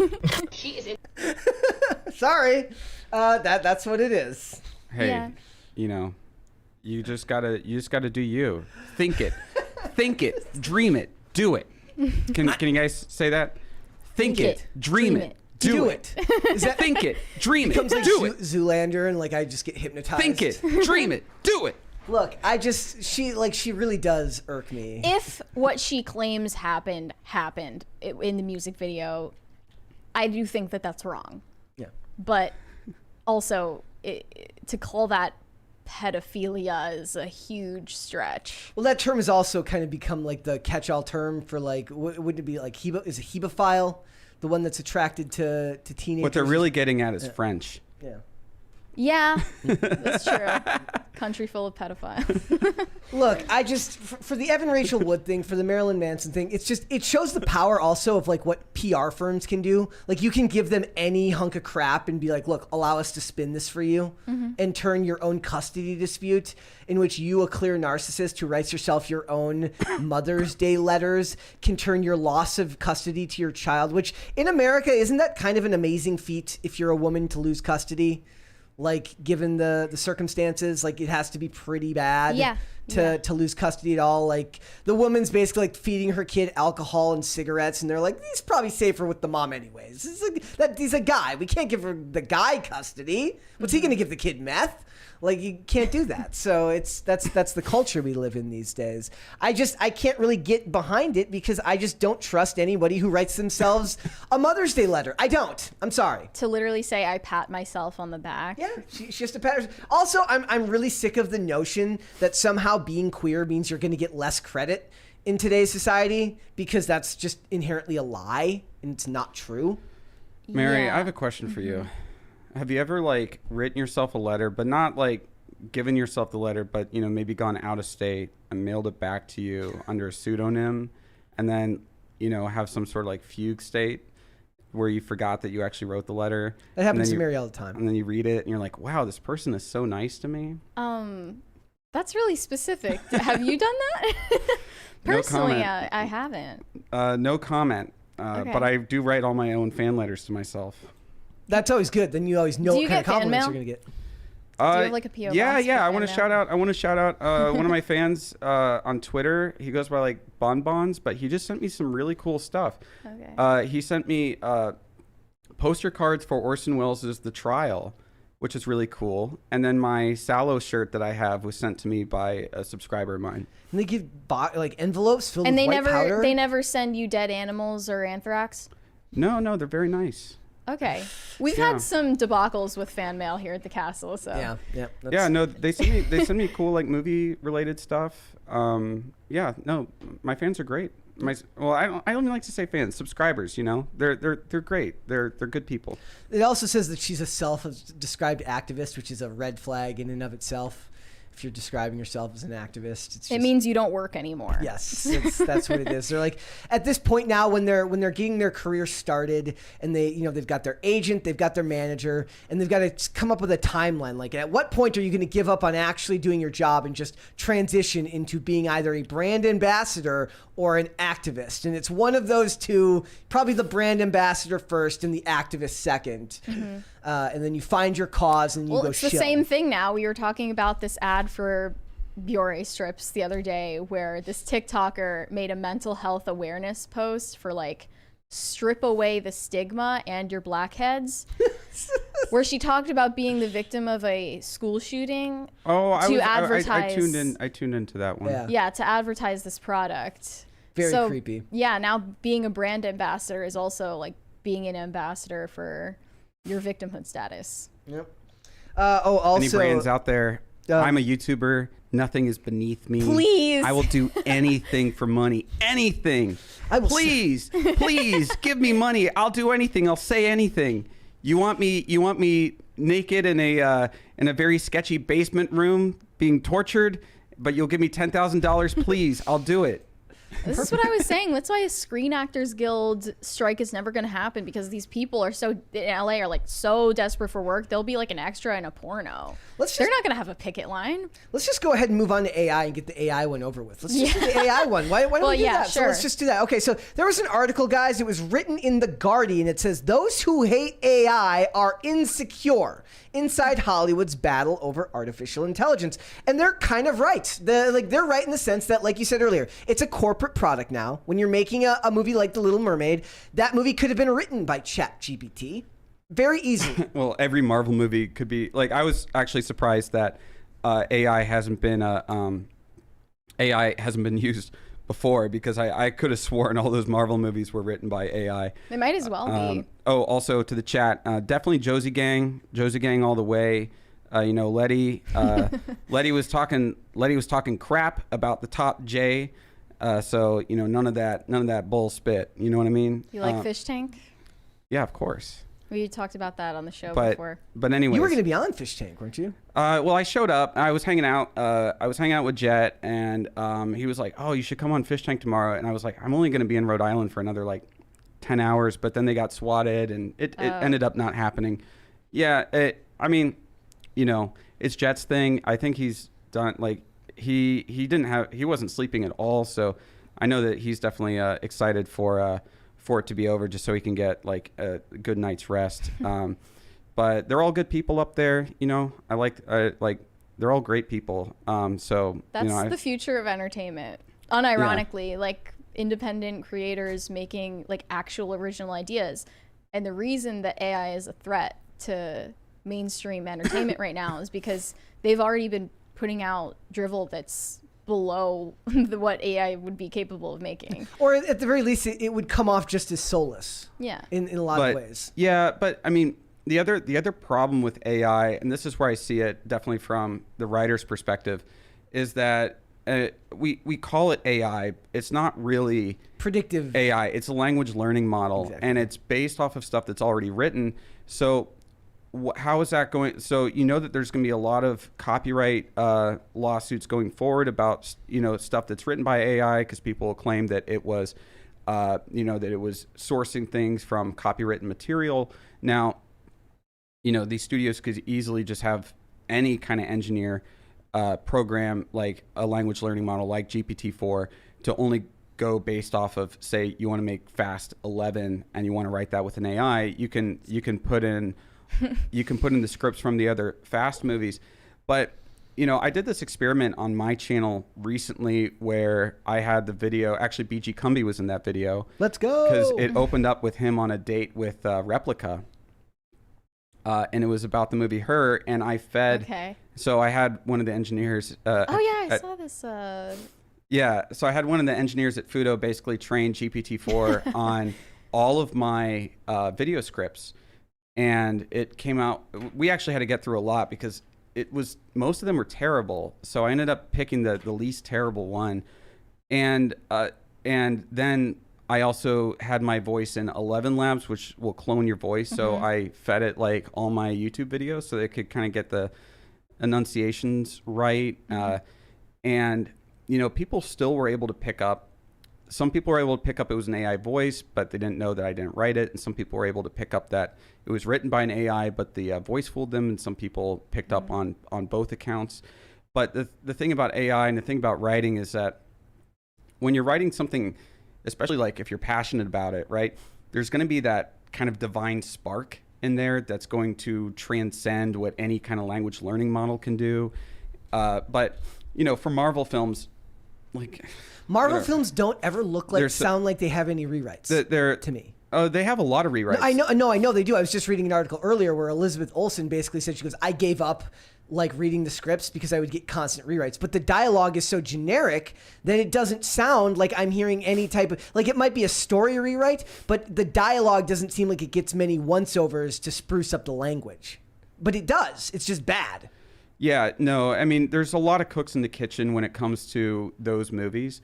And and I joke that it's like it could be written by AI, but it's just that they're written so blandly that it might as well be. We're already writing by committee in these rooms anyways, because there's Yeah. so many voices being heard. It might as well be an amalgam of a bunch of things being said on the internet. Yeah, 'Cause AI it's is just a committee writer's room, but Yep. it's a committee of like thousands of different inputs. And it's really funny too, because when I was reviewing The Mother recently, that awful Netflix movie, the first thing I thought of was like, look, if they had just done one rewrite, like this was a bad movie, like a movie I hated so much that I had to review it right away. Like the only thing they needed to take it from obscenely awful to like I would have not thrown up, but I would have probably just gone to bed, was just a couple of rewrites on the dialogue. Like Yeah. that's all they had to do, but they didn't do it.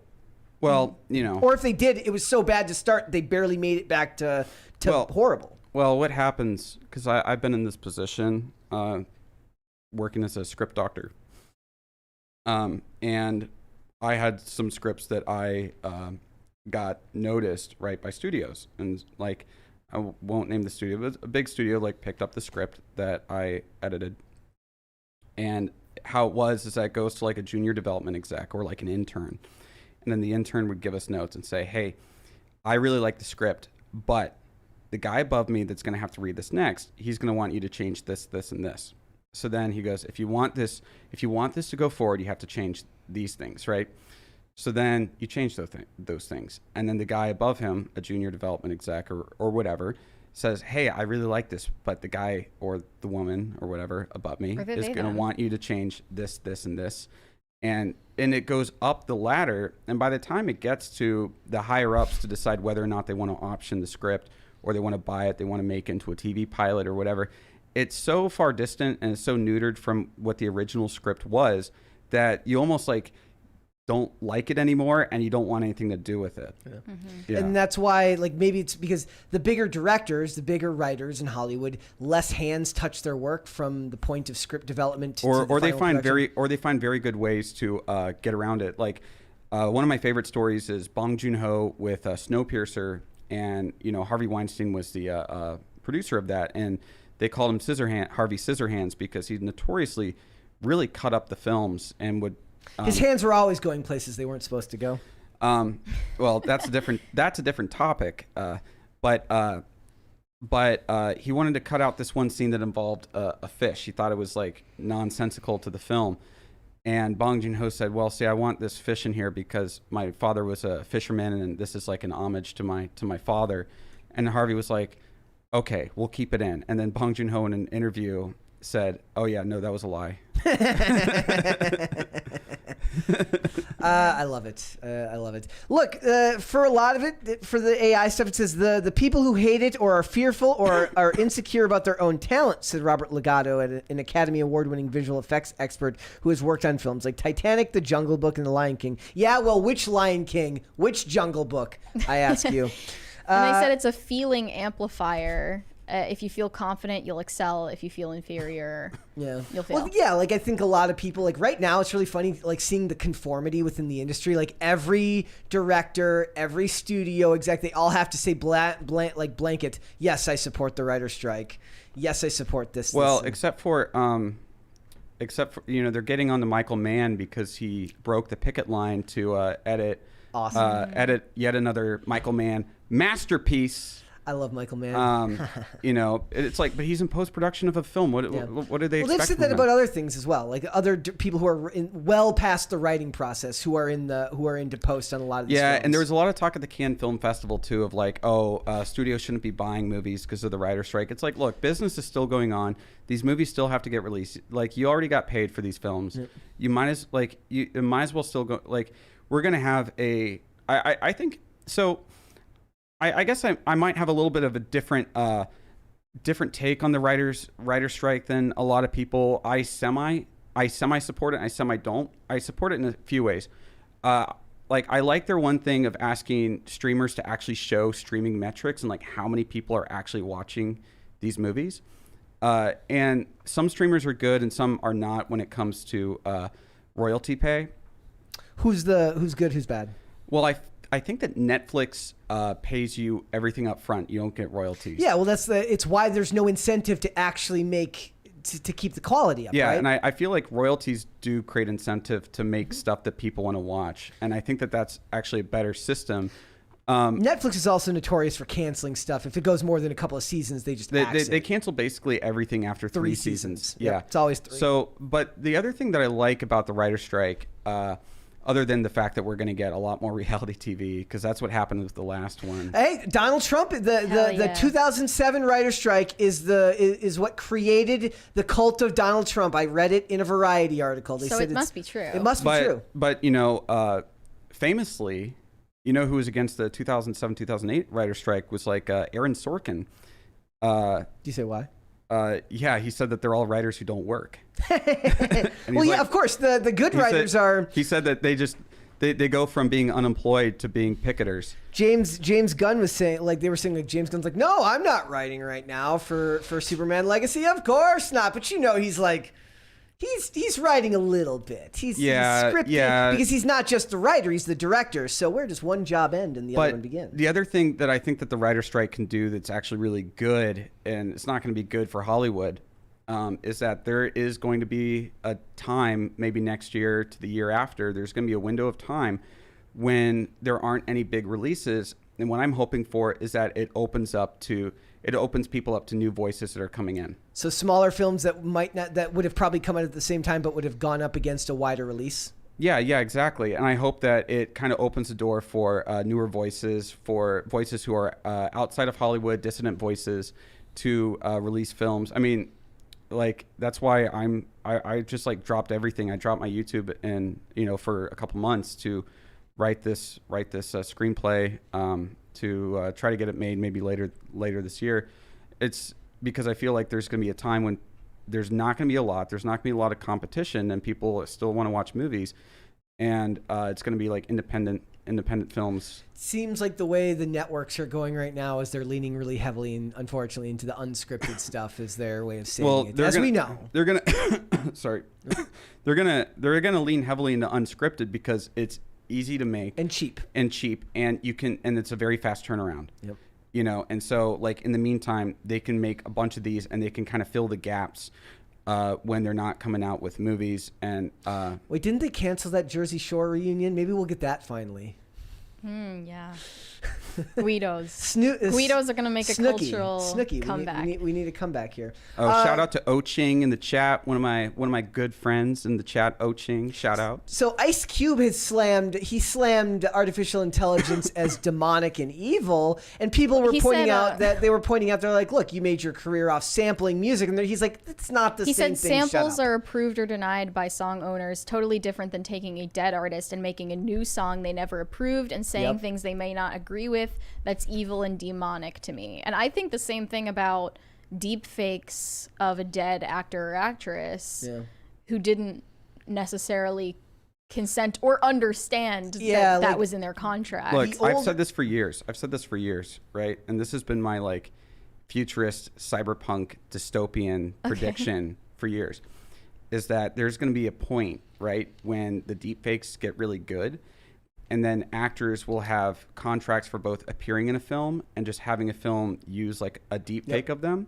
And it's like, oh, you just want me as a cameo? I can't make it out, but you can have my price for deep faking me into it. One of a YouTuber that I really like was talking about. He goes, what Hollywood will become. I mean, he's not a Hollywood guy, but he's like, it'll be interesting. He's like, it's going to become 3 Hollywoods. You're going to have regular Hollywood. You're going to have like roller coaster AI Hollywood, meaning like, like one day, like your family can write their own Die Hard 7 with Bruce Willis in it and whoever you want in there, and they'll just be able to do that at home. And the other one is what you're talking about, which is like actors that will just want to license out their likeness for projects will be able to do that. Yeah, and gosh, another thing that I wanted to bring up about AI, but my mind is blank. Mine does that from time to time. Mine does that on a regular basis. That's okay.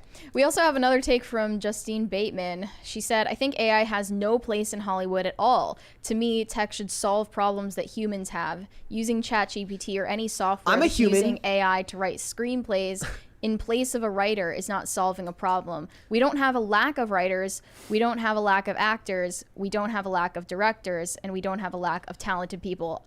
I disagree with that. That is a fundamentally dishonest take. She knows that nobody thinks that it's because there aren't enough writers. I mean, even if we don't have a lack of talented people, the talented people aren't. Actually, no. I think I disagree with her there. Like what I think it is like the same talented writers that worked. They talk about how I talk a lot about how writing on television, especially, has gone downhill. I was like, look, the talented writers that were all there 20 years ago, they're still there. There's just an output now that's so enormous that they don't have enough people that are that talented to cover all of the streaming services, all of the networks, all of the movies. There's only so many exceptionally talented people, and then you combine that with the fact that studios are already putting quotas on what type of things can be made today, which can limit creativity and output, and quotas for who can be a writer. Exactly. So it's like I actually disagree with her there. I think she's being fundamentally dishonest. I remember what I was going to say. You can maybe pull up this article, but it was Joe Russo, who was the director of the Avengers movies. Yep. He said something recently, a few weeks ago. He's like, wouldn't it be great if you could go on Netflix and use AI to create a movie that you want? Yeah. And so you can, he was saying it like, oh, wouldn't this be great? Like you go on Netflix and you can like put in inputs like, I want this movie. That's what I was talking about when the guy said, like, he's like, your family will be able to like make a movie on a Friday night. But it's like, it's going to be uncanny and it's going to be dumb and it's going to be weird. And I don't want to watch that kind of movie. But of course, it's a Marvel director who says that. Do people even want to do that? I think they just want to turn no. their brains off. Like, okay. Also, the Russo should be shamed for the 360 the 360 rotating shot that pushes in that they always use. That I'm getting very, very sick of seeing. I finally watched a little bit more of Citadel. I fell asleep. I woke up. I fell asleep. And they do this same shot where the camera starts. It used to be when it was in a Marvel movie, the camera would start at a Dutch angle and it would push in and it would rotate to level. Now they're so ridiculous and they're so power hungry. It's literally 180 degrees, and it.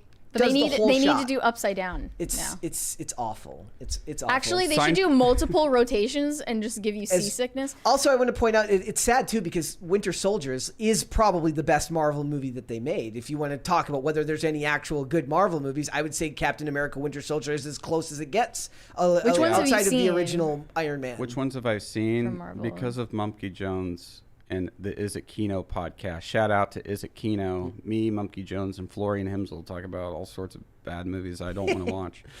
I've seen a lot of the Marvel movies. I would agree that Winter Soldier is the one that feels like an actual movie. The most like an actual movie, and even then, it feels like a '90s B movie. That's what I love about it. It's amazing. Yeah, that's Brett's taste. That's my taste. Mm-hmm. Yep. He's like, why would you admit that? I like a lot of '90s B movies. I love that movie. I think the first Iron Man is fine. It's also like the first two Iron Man movies. I didn't like Iron Man 2. A lot of people don't like it. But the first Iron Man was fine because, for one, it was shot on film, so it actually looks better. Was that the Shane Black one? Or was that the Jon Favreau one? Jon Favreau. Okay. Which one did Shane Black do? 3? 3. Yeah. It's so weird to think of him as a... I rewatched The Last Boy Scout very recently. Actually, Al Anonymous, I was making that joke that in Guardians 3 I was making that joke with my friends saying Guardians 3 the flashbacks should have just been like Sallow with Rocket and all the other weird mutant creatures. Yep. But yeah, no, Iron Man like actually was structured as like a real movie. The tropes had not been developed yet. Yeah, and they hadn't developed. And also, what happened with Marvel is that they went to shooting digitally and having everything look gray. And then James Gunn was like, "I'm going to put color in Guardians of the Galaxy," and they're like, "Oh, we have to make it all like 80s B movie color popping sort of things," but it's so kind of gauche and like not good looking at the same time. There's like this visual conformity across all the Marvel movies that the visual conformity is the thing that really just turned me off of them pretty early on. Like from the early films or as they went on? No, the visual conformity is there pretty early on. And it makes sense because it's like, I get the point of it because it's supposed to be a way for you to follow through so the worlds feel as if they connect from film to film to film. Yeah. I understand the nature of it, but it's still not. I mean, that's what I liked about Winter Soldier, right? Is that it has that feeling, but at least the storytelling felt like it pulled you out of the conformity from time to time. But, what Marvel basically is it is a TV show that people go to the theaters to see. Yeah. It's just a TV show, but the writing is like, is the writing as good as The Sopranos? Is the writing as good as Decalogue? Is the writing as good as any of these other TV shows? No. You mentioned Michael Mann earlier. Are there any Michael Mann movies you like? Plenty. I love. Well, for one, I love Heat. I love Thief. I love The Last of the Mohicans. That one, The Last of the Mohicans is so good. I love the score to Last of the Mohicans. I listen to the score all the time. And Daniel Day-Lewis is such a good actor. You know, he's like, people are like, oh, he's like that pretentious method actor or whatever. But he's great in everything he's in. I mean, He's retired now, right? he's retired. Yeah, Phantom Thread was his last movie. That was a great. A great movie to end on. I thought that was a fantastic film. Heat is still my favorite movie of all time. Heat? Oh, yeah. Heat is great. It was one of those films where, like, because for me, it caught me at the right age. You know, I was still young, but young, you know, I was like, guns, cool. Like, I didn't actually appreciate the film until years later. But then, most of his work, like, I love Heat, I love Collateral. Yeah. Collateral's fantastic. Like, yeah. And I get a lot of crap because, like, it feels like Michael Mann is weirdly controversial. Like, people seem to either really, really like him or they just can't stand his work at all. But to me, Heat was the first time, as somebody because I'm deaf in my right ear, where the sound design really mattered.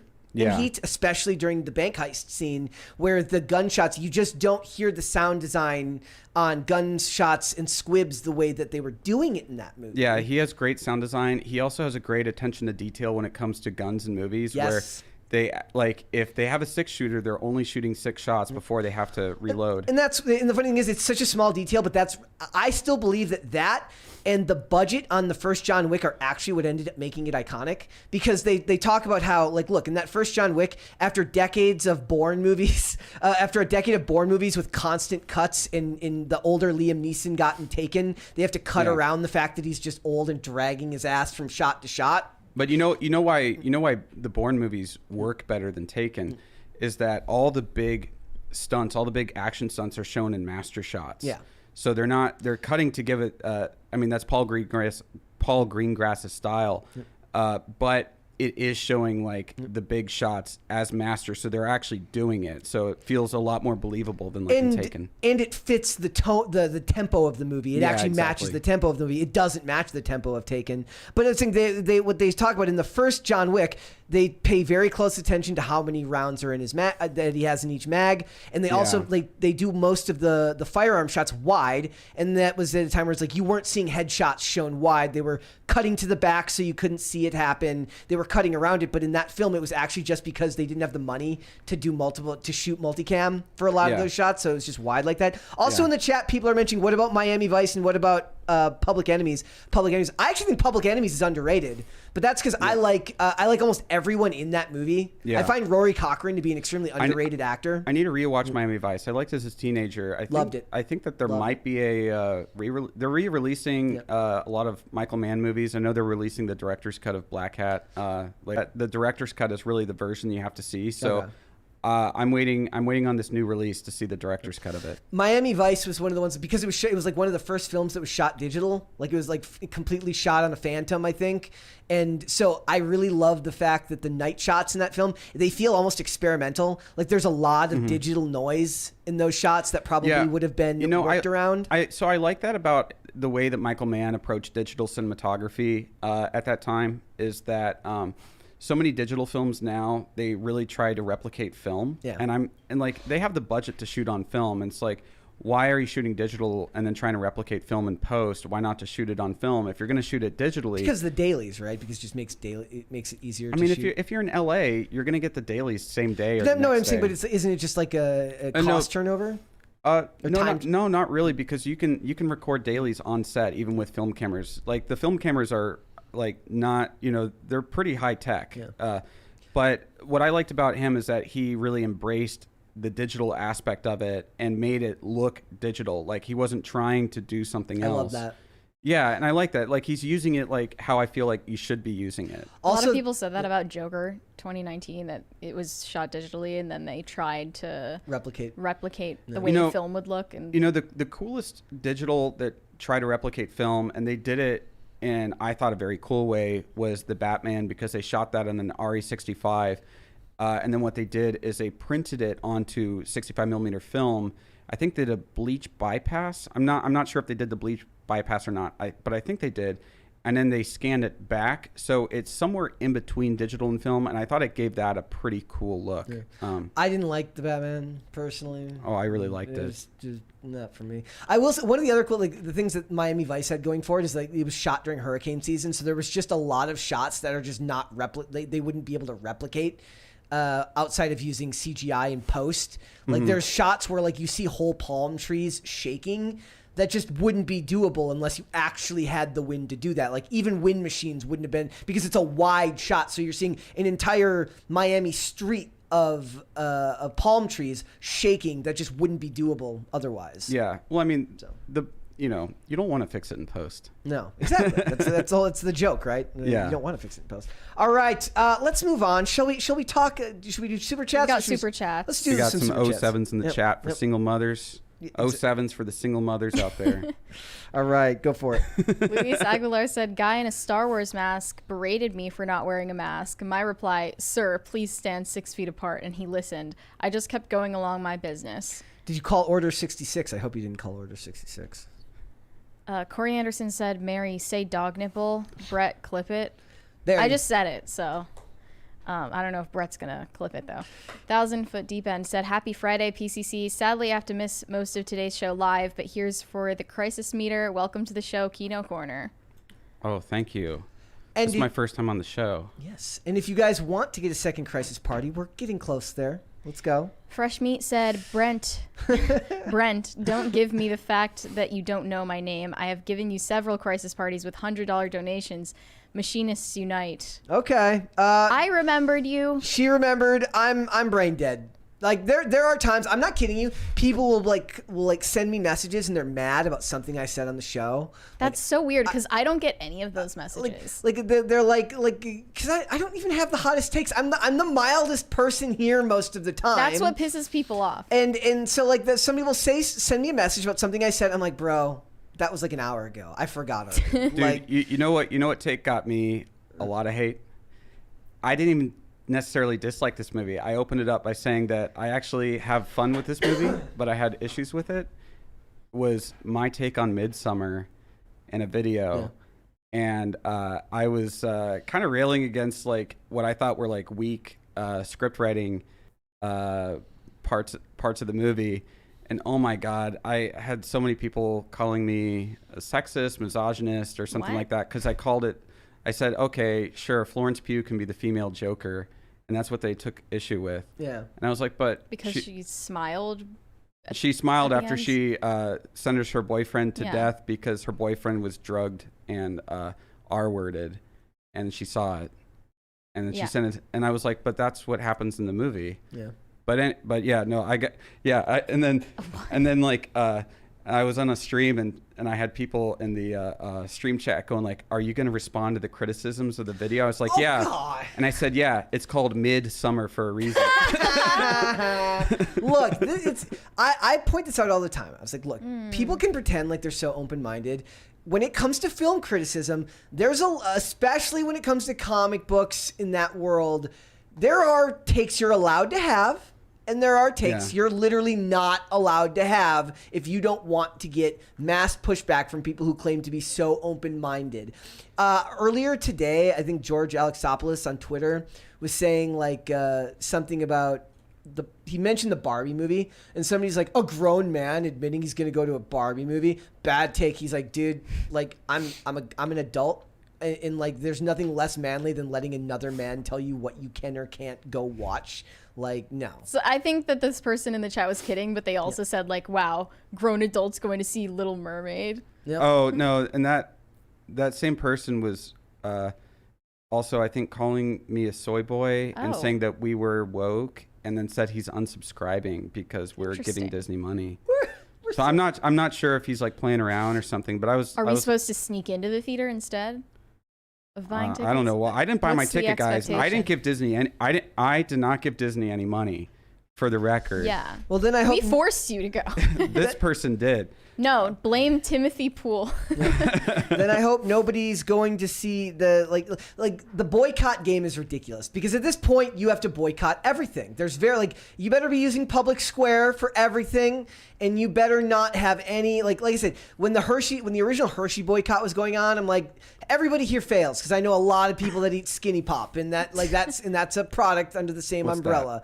It's the popcorn brand, and it's just it's like, look, we're here to review the movie so that we can provide the show, so that we can do. I get comments all the time with people saying like, go see more movies, go watch more movies. We're going to watch more movies. No, not that movie. Go see this movie. You don't control. Guys, I'm sorry. Or it's like, watch all of Star Trek Next Generation. So guys, the other night I watched this movie by Hong Sang-soo called The Novelist Film. It was made for about $72,000. Hong Sang-soo is a South Korean auteur. Very cozy movie. It's a black and white film. It's very, very nice. It's about good people just being friends. Hong Sang-soo makes like 3 movies a year or something like that. Actually, Oching in the chat got me into him. Really good stuff. Another great movies from this year.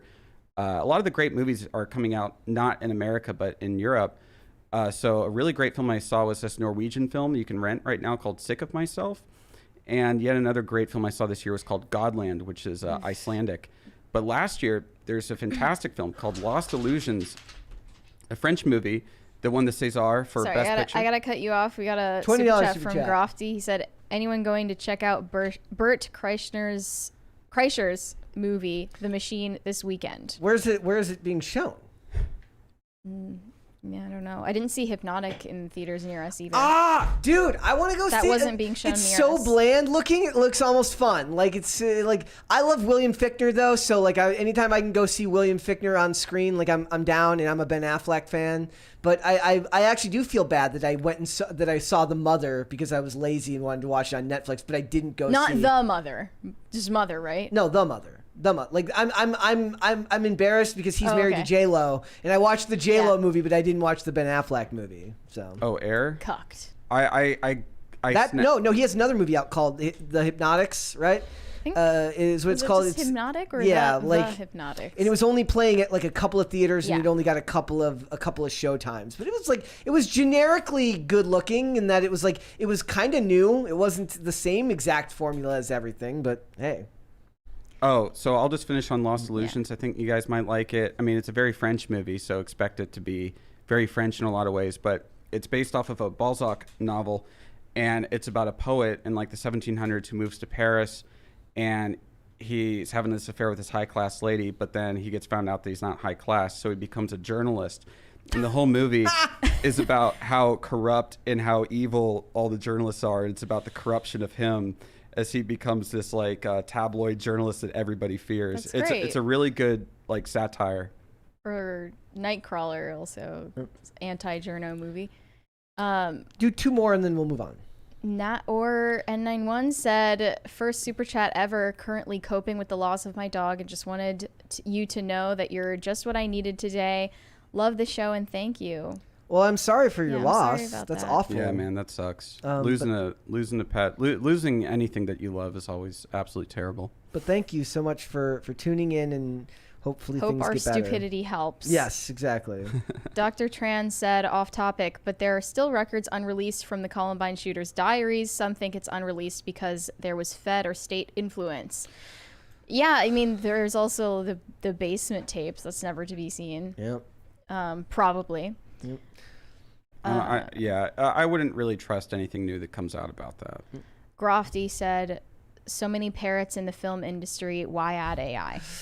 It's going to be interesting to see where it all goes. It really is. I music seems to be. Look, I've become almost addicted to Kanye West AI songs. They're actually good. There was I'm not kidding you. Earlier, I finally heard one that's so bad I almost had to turn it off, but I laughed the whole way through. The Kanye cover of Hey There Delilah. Kanye West does Barbie Girl is incredible. Oh, that was good. It's Yeah. so bad, it's good. Yeah. And the what was the other one? There was one by the Killers that he. Yeah. Oh yeah. Mr. Brightside is a bop. Mr. His Brightside. version of Mr. And they're always acoustic because they're not the Barbie Girl one's not acoustic and it sounds like he's got a lisp. It's amazing. So all right.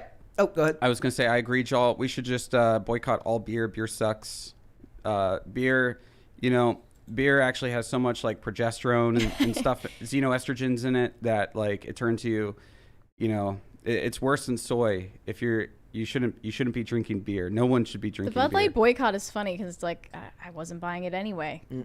Also, speaking of Kanye West is back in the news, ladies and Yes. gentlemen, because For his shenanigans. he's got shenanigans going on. So Kim Kardashian has come out and she said, "Look, so what if I got drilled by Ray J on Whoa. camera and had to have the world release it so that I could become famous?" She says, "I think Kanye West going on Alex Jones is worse for our kids." She says this even after the whole debacle where she was like crying and having a meltdown because her kid saw a pop-up ad for her like never before seen footage of the Ray J sex tape. I wonder if the kids will have the same reaction when they see Kanye in his GIMP mask on Alex Jones. Will the reaction be the same? I bet North has already seen it. Probably. She has unrestricted internet access. I imagine like North is just a groiper. Yeah, she's a secret groiper. I bet. North is just like at home, it's just pictures of Nick Fuentes. She's totally the target demographic for that. It says Anyway. it says Kim Kardashian breaks her silence, and she just thinks that. What do you think? In today's society, what's worse, political malfeasance and being a bit of a what would you even call Being what a he's shock doing? jock. Yeah, he's a political shock jock now. Kanye kind of is. He's weird. No, he's a weirdo. He's all good now. He watched 21 Jump Street. That's true. I forgot about that. He watched 21 Jump Street. Everything is That fine. cured me of my anti-Semitism too. Well, me being in Hollywood, I never was anti-Semitic, but I watched 21 Jump Street, and I love them even more. There's also So here's what she said. There's been a lot going on with Kanye right now. Things are going on in the media, radio shows, and interviews. Do you feel like naming exactly what you're talking about? Even through all the craziness of everything that Kanye says about us, I never comment, I never post. He has made up the most insane narrative about Chris and the sex tape. We stay silent through all the lies, all the stuff. I mean, we all know that the sex tape was orchestrated by Chris. Her mom. Her rise to fame. And she continued, I think at this point, I just assume everything I text Kanye is going to be put on the internet. I can handle anything. I just really get heartbroken for my mom that she has to deal with so much. And all of his shenanigans. I don't even know what the F to call it. It's going to be far more damaging to the kids one day than my tape will ever be. And I have to sit here and not say anything ever because I know one day my kids will appreciate that. Well, I once saw somebody, a very inspiring person on Instagram once said, if you let a man shenan once, he will definitely shenan again. And that's not good. She should have never let him shenan the first time. We've got one from 1,000-Foot Derp End. He said, I often see guys who look like they've never baled hay or cut timber saying beer is bad. Oh, really, Mr. Moves? Maybe those of us without definition in our muscles aren't the ones to suggest what is best for the body, wink face. Any response to that? Yeah, I've lost 25 pounds in the last 2 months. Okay. Cutting I have a personal trainer. I've been doing 1,200, like when I'm cutting, 1,200, 1,500 calorie days. I went through a depressive phase where I definitely like lost definition. Used to work out all the time, but yeah, no, I've been definitely like this year been a lot healthier. This is what peak performance looks like. You Like may it or not like it. You may not like it. But this is what peak performance Okay, looks like. I saw one the other day. It was a screenshot of Melissa McCarthy as Ursula. It says, "This is peak woman performance. Whether you might not like it, but no, you're wrong. You're wrong." So, like, look, in today's society, we've become simultaneously, as you've said, I think you mentioned it yesterday, like Hollywood is sexless. But we're also in a weirdly, almost overtly pornographic era in the culture with Hollywood, whether we're talking about Euphoria, whether we're talking about The Idol, things like Or that. an actual sex tape. Or actual sex tapes, or just the prevalence of porn. Which one will be worse for the kids? Certainly OnlyFans girls are now, the SoundCloud rappers of the new millennium. There's only that top 1% or 0.1% that's making a ton of money. But certainly plenty of women are trying their hand at it. Which one is going to do their kids more damage? Kanye's behavior. North is 9 years old, and she's dressing up like Ice Spice, dancing to her songs where she's talking about like Second crisis party. Thank you guys. blowing her back Thank you and guys. shit like that. Thank you. Like if anything is inappropriate for her age. It's that, and she's allowed to hang out with this adult at 9 years old. I mean, that's just like It's really odd. That to me is just whoring your kids out for relevance with some like mostly for the rapper is the one getting the shine from North. Why are you a 23-year-old on a play date with a 9-year-old? It's the industry, right? And this reminds me of one of those clips from that I was on whatever, where this girl says like, well, your kids will get bullied for anything. Like they might get bullied because you're on this podcast. Why is it so bad to be on OnlyFans if you have kids one day? And I was like, well, obviously there are objective degradations to what is embarrassing for kids. And I think if your parent has been on a podcast talking about dating culture and like that might be a little less embarrassing than your mom having a sex tape or having an OnlyFans or being a porn star. My favorite is the videos. It's like the Instagram videos. It's like going to school for like take your child like when your parents come to your school and talk about their job. Yeah, and it's just the image of the kids just crying. Like, what do you? I want your opinion. What's worse for the kids long term? Is it going to be Kanye's behavior or Kim's behavior? Probably just a mix of both. It's almost like you can't really separate them at this point, right? Like they're always going to be their kids, and like it's going to come back as like they're both celebrity nut jobs who have crazy stuff in their past. I mean, like look at how many kids who grow up with celebrity parents get like messed up. Yep. You know, it's not uncommon. Oh, and not just celebrity parents, but also like kids who grow up in the industry, even if their parents aren't celebrities, because they're taken advantage of. Taken advantage of, or it's just like they're always in the spotlight. It changes perception on things. You know, there's a lot of different things, and also, you know, artists or tend to also be a little crazy, so they inherit that. Yeah. Kim Kardashian's not an artist though. She's just a ruthless businesswoman. I mean, I've seen the way that woman looks in a dress. She's an artist of some sort. Also, I just think that like when you're in that world, there's also easier access to like drugs, and it's easier to sort of really mess your life up. Yep. Yeah. It's not a matter of if, but when the kids are going to have the wool, removed from their eyes, and they'll see like all of this stuff. So I don't think that they're going to appreciate the behavior of either of their parents. I was watching an old episode. It was a show called The Glades.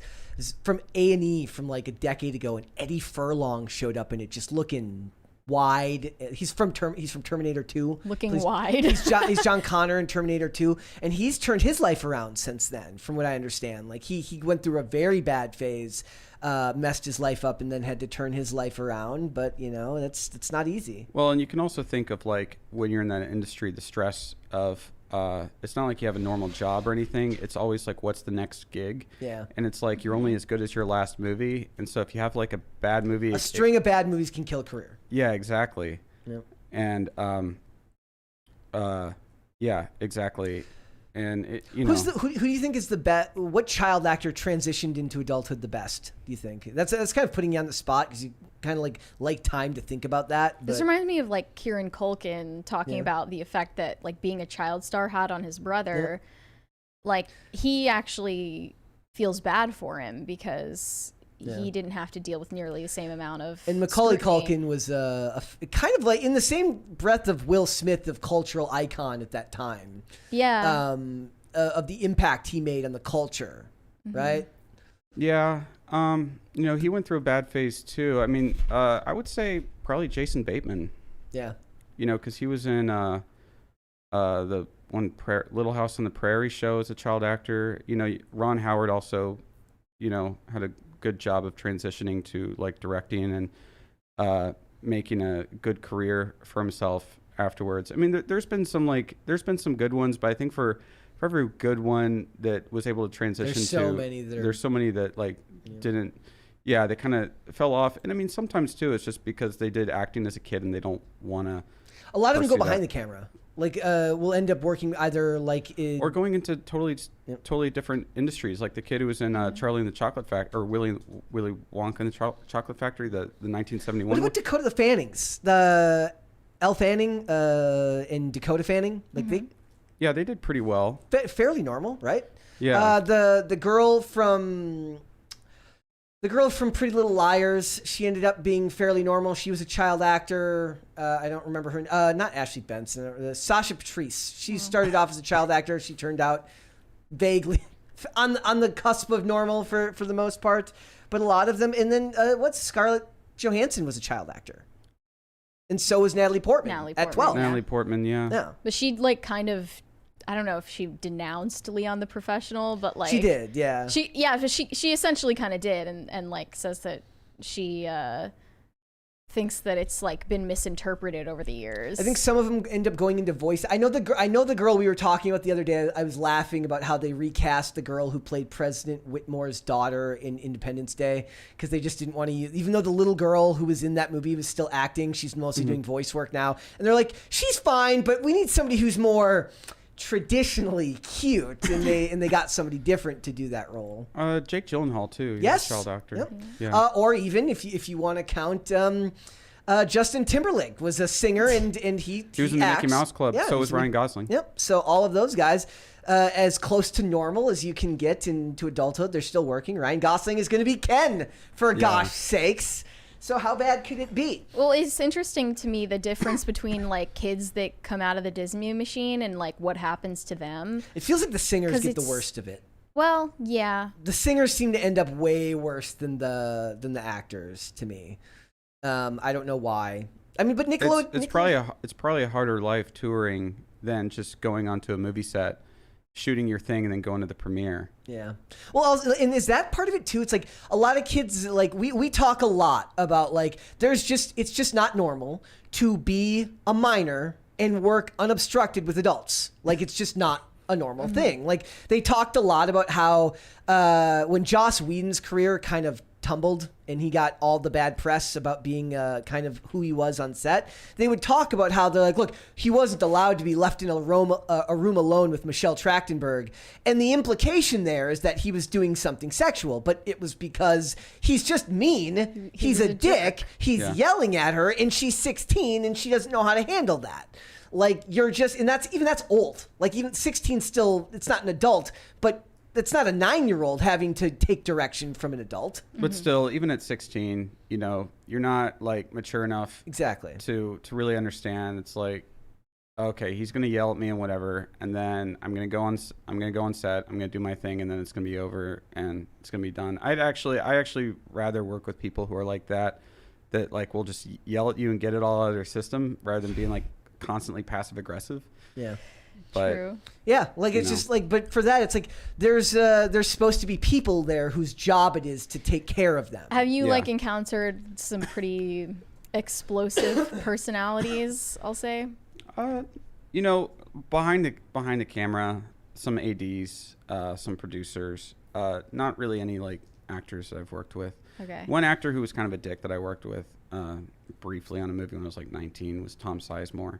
Start naming more names. No, but everyone Love Tom Sizemore. But everyone else has been nice, Everyone's been pretty cool. Like the thing is, it's like you have to be nice for people to want to work with you again. Yeah. Not necessarily, though. For most of the cases. Then you have to be very, very, very good. Yeah, exactly. Like you have to either be top tier, Who the was best of the director of Amsterdam? Oh, David O. Russell. Oh, Yeah, he's known for being very violent. explosive and violent. He's known for being like that, but you can And see it's selective enforcement. Well, but you can see why he didn't make a movie for a long time, and the movie he ended up with was Amsterdam. Like there was a reason for that. But there are still a lot of big names that didn't care and chose to align themselves with that project. because he might win them Oscars. True. Oh, I will also point out. But they also they describe him in this way that's like he's endearingly violent and angry and unstable. He's like a nice violent. he's just quirked up, I will also mention Frankie Muniz turned out he's like a race car driver now. Yeah, he's a race car driver now. He kind of came out like he's got one of those great stories. Had the privilege of, I guess, forgetting about all of it. Yeah. So I don't know. even if he had bad experiences, we're a bit off topic, but I do think that the Kardashians' kids will end up. They're going to be a product of both their parents' makings, not just the product of one or the other. And it is right in line with divorced families to be like, oh, my mistakes were bad, but yours were worse, and then they're going to try and then the kids are going to be expected to take sides. Like, oh, sorry, mom, I don't think your sex tape was nearly as bad as Dad's Sig Heiling's. That's also just how men are treated in in the Kardashian Jenner clan is that they're expected to either behave like women or they'll get kicked out or shunned, and that's exactly why I think Caitlyn Jenner transitioned. I do. That's at least part of the psychology behind it. There's two $20 ones right there. Grofty and Tony Guevara. Grofty said, can I get a host to go watch The Machine this weekend and review it Thursday maybe? Would like to see your options too. I'd have to see what the available show times are out here. And Tony Guevara just sent that without a message. Thank you, Tony. Guys, yes. All right. So, yes, the moral of the story is if the Kardashian kids are screwed up, it will not be one parent's fault. It will be both parents' fault. Do you think the same thing is true in music? Look at what happened with the Judds. Like, the mom committed, Minecrafted herself. Sewer slime. Yeah, Ashley Judd, I believe, was their sister. She's an actress, so the whole family's in entertainment. It was her daughter, and then there's the twins. She became a Me Too activist. Yes, so it's just bad. All right. Before we go, you thought I forgot. I did not forget cute or cringe. I do have a cute. Yeah. I do have a cute and I do have a cringe of the day today. What would you like first? Because by the way, guys, if you have cute of the day, you need to send them in. I'm running out of stuff to do. So if I forgot yours, if we haven't gotten to it, do send them in. Hashtag PCC Pets on Twitter. Tag me in there. Tag the show in there. We'll do we'll do cringe of the day first. And okay. We've only got one cute of the day, so I'm going to do cringe of the day first. This was, let me pull it up here. Did I lose my cringe of the day? What? I think I might have lost my cringe of the day. No. I had a cringe of the day, but I don't know where it went. I guess I don't have a cringe of the day. Let me look it up. That's too bad. Do you got a cringe of the day? I thought that you sent it to me earlier. I did, right? I sent something earlier. I don't remember what it was, though. The 60-year-old TikToker. Oh, yes! The lady who said that she could... I'm sending it to you She could have kids? Yeah, I just Is sent that what it it was? to you. I don't think is that what I had for cringe of the day, but at least I don't think I meant... That felt mean to me. But what? Yeah, here we go. We'll put it on screen here.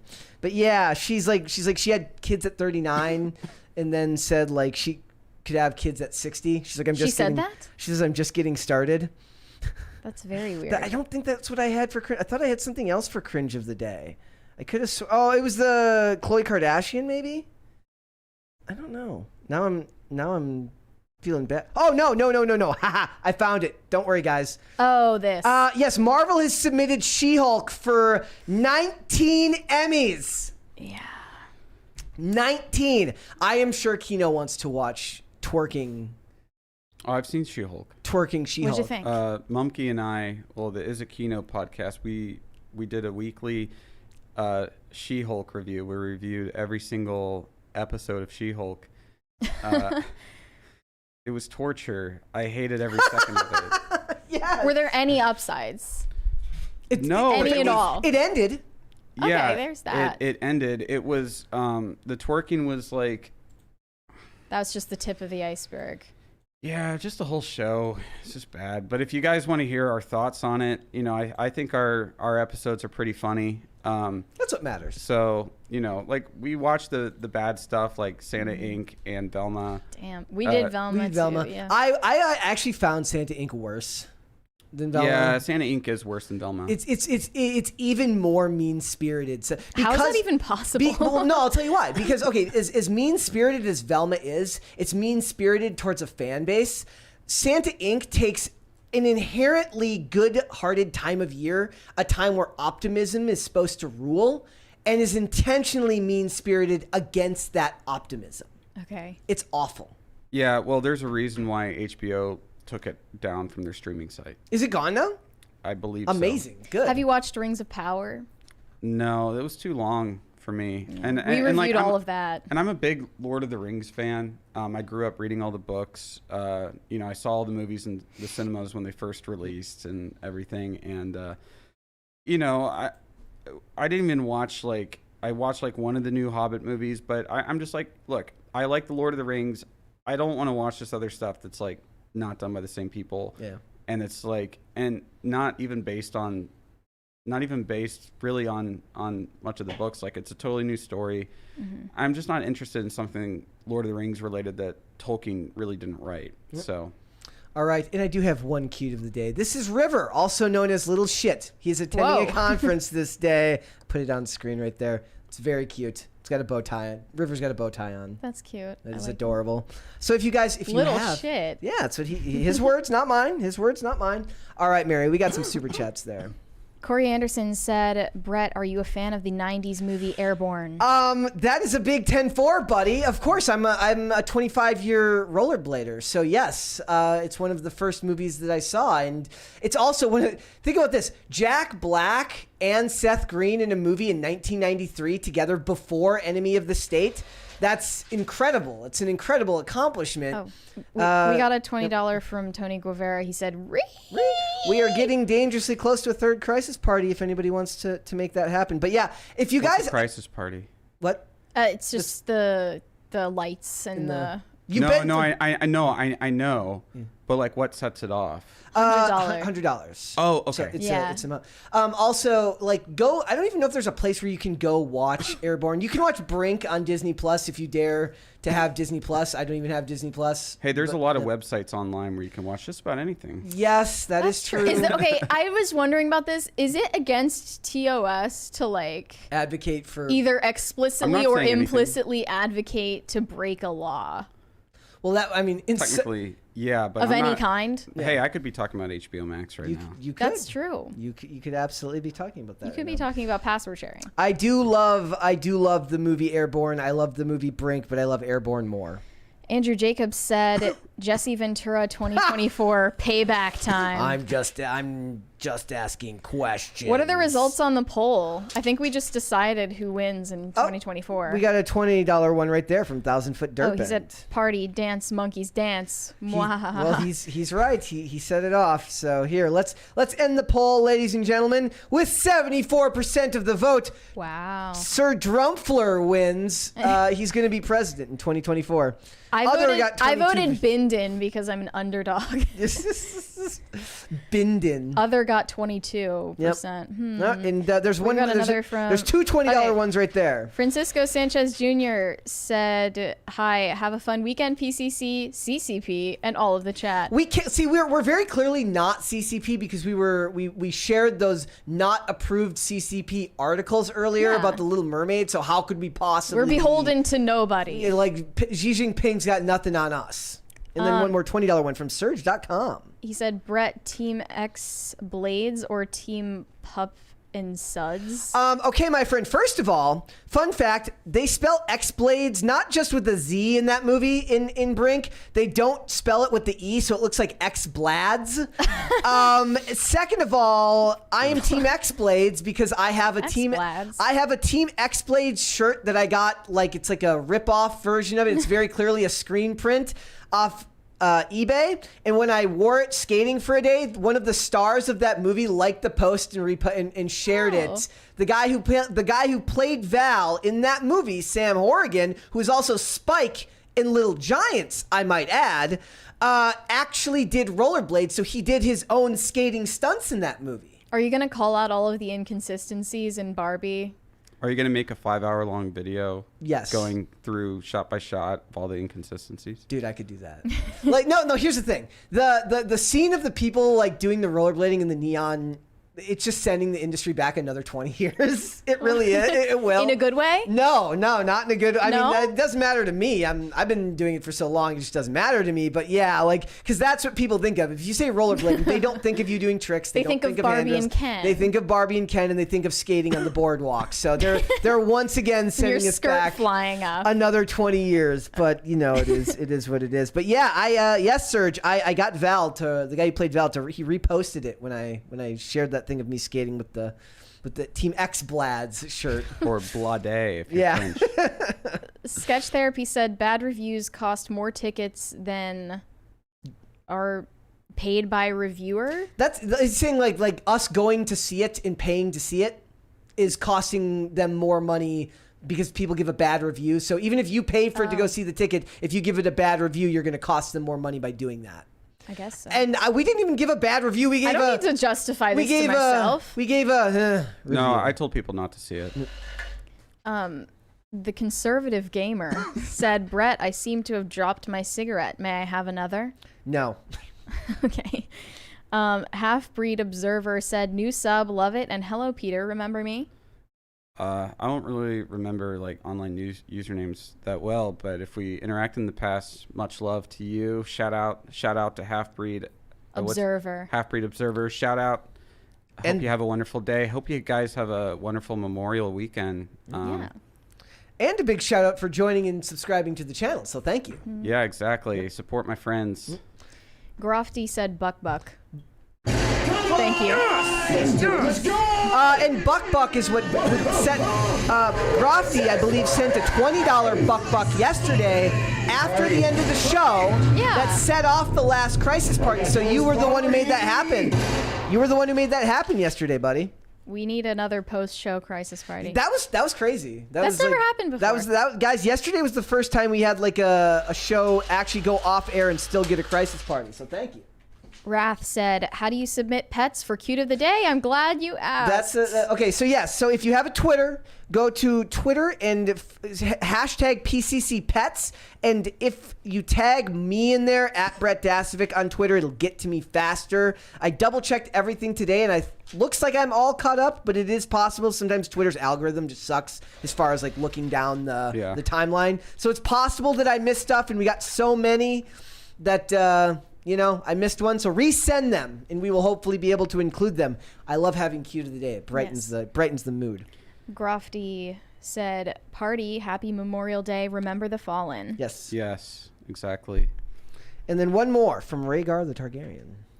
That poll needed more Tucker. Is it Tucker 2024? Well, I don't know about that because Target is getting rid of all their tucking materials. Yeah. So I just think thought that was canceled. Exactly. Oh, one more there from Carnell.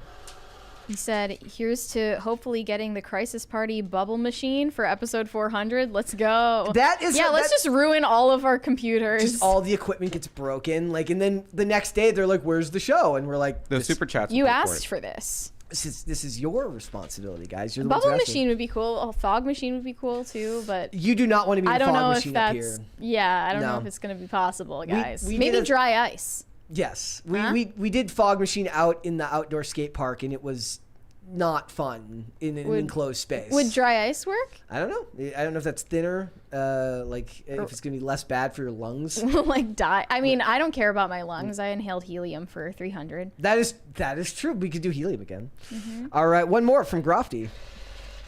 He said it's on. What's on, buddy? We're getting close. The fourth crisis party? Let's hope we're getting there. Maybe before we go. All right, guys. Before we go, though, however, if you do want to make that fourth crisis party happen, you're welcome to. But otherwise, please like this video, subscribe to this channel if you have not done so already. I saw several people in the chat saying that they were new subscribers. Thank you very much for that. And I'm getting money thrown at me. It's not even throwing very well. It's not. These things don't really they don't throw as well as you got to do. You need to get a big bunch of shit. That is not assault. That's caught live on camera. Very, very much so. All right, guys. Grofty also said, "Yup." Yep. I want to shout something out here, I want to say something because you were talking about the helium and someone said do nitrous.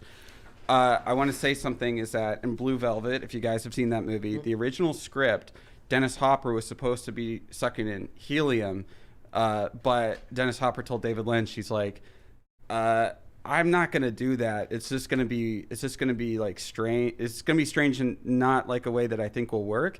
He's like, I need to do nitrous. So the reason that he does nitrous oxide in the movie, that's all Dennis Hopper, because he knew his stuff about that. He was ahead of his time. Yeah. Yeah. All right, and then one more from Grofty. He said LOL. Well, thank you, Grofty. Thank you. Guys, like this video, subscribe to this channel if you have not done so already. If you are a new subscriber, thank you so much and welcome. Kino, buddy, let everyone know where they can find you. Yeah, you can find me on the Kino Corner just about everywhere across Twitter, where I like to schizo post a lot. Nice. YouTube, and Letterboxd and Telegram. I mean, I'm getting back into doing YouTube videos again because my script is basically finished, and next week, early next week, maybe on Memorial Day, I'll be releasing a video that is a collaboration between me and Meat Canyon. So look out for that. We're talking about a film I really like called Angel Heart. It's an 80s movie that stars Mickey Rourke, one of the greats. Right. Corey Anderson said, you missed my super chat before Grotty. Oh, he said, can y'all timestamp cute of the day? I will make sure to do that. For today? Yes. It's at the end today. Yeah, So, yeah. all right. No problem.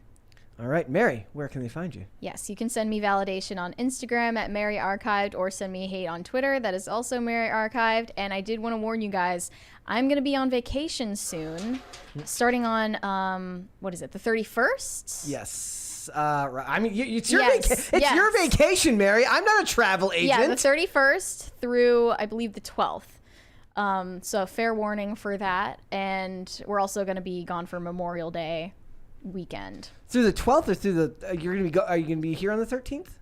The 13th, I'm not sure because I haven't looked at my flight itinerary. So guys, I'll make sure you know. I'm working to make sure that all the shows are filled. We're going to have special guests. What? You made a face.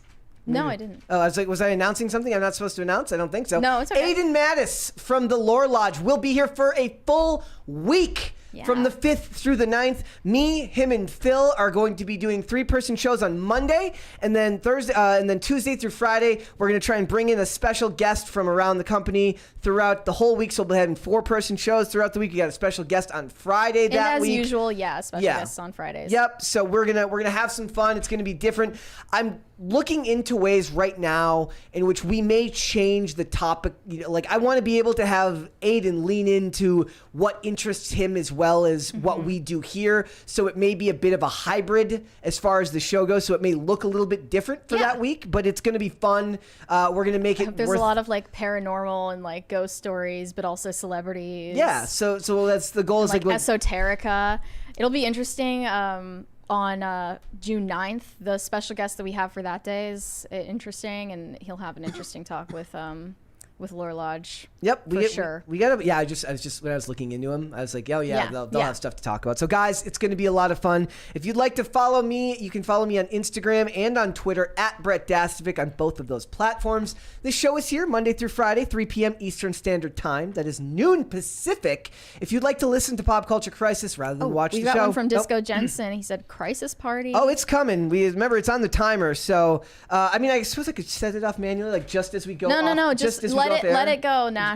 Okay, so it will go off air, and then you'll hear it. Yes, all those things. I just also want to say thank you guys for like having me on and being like so nice to you, so nice to me.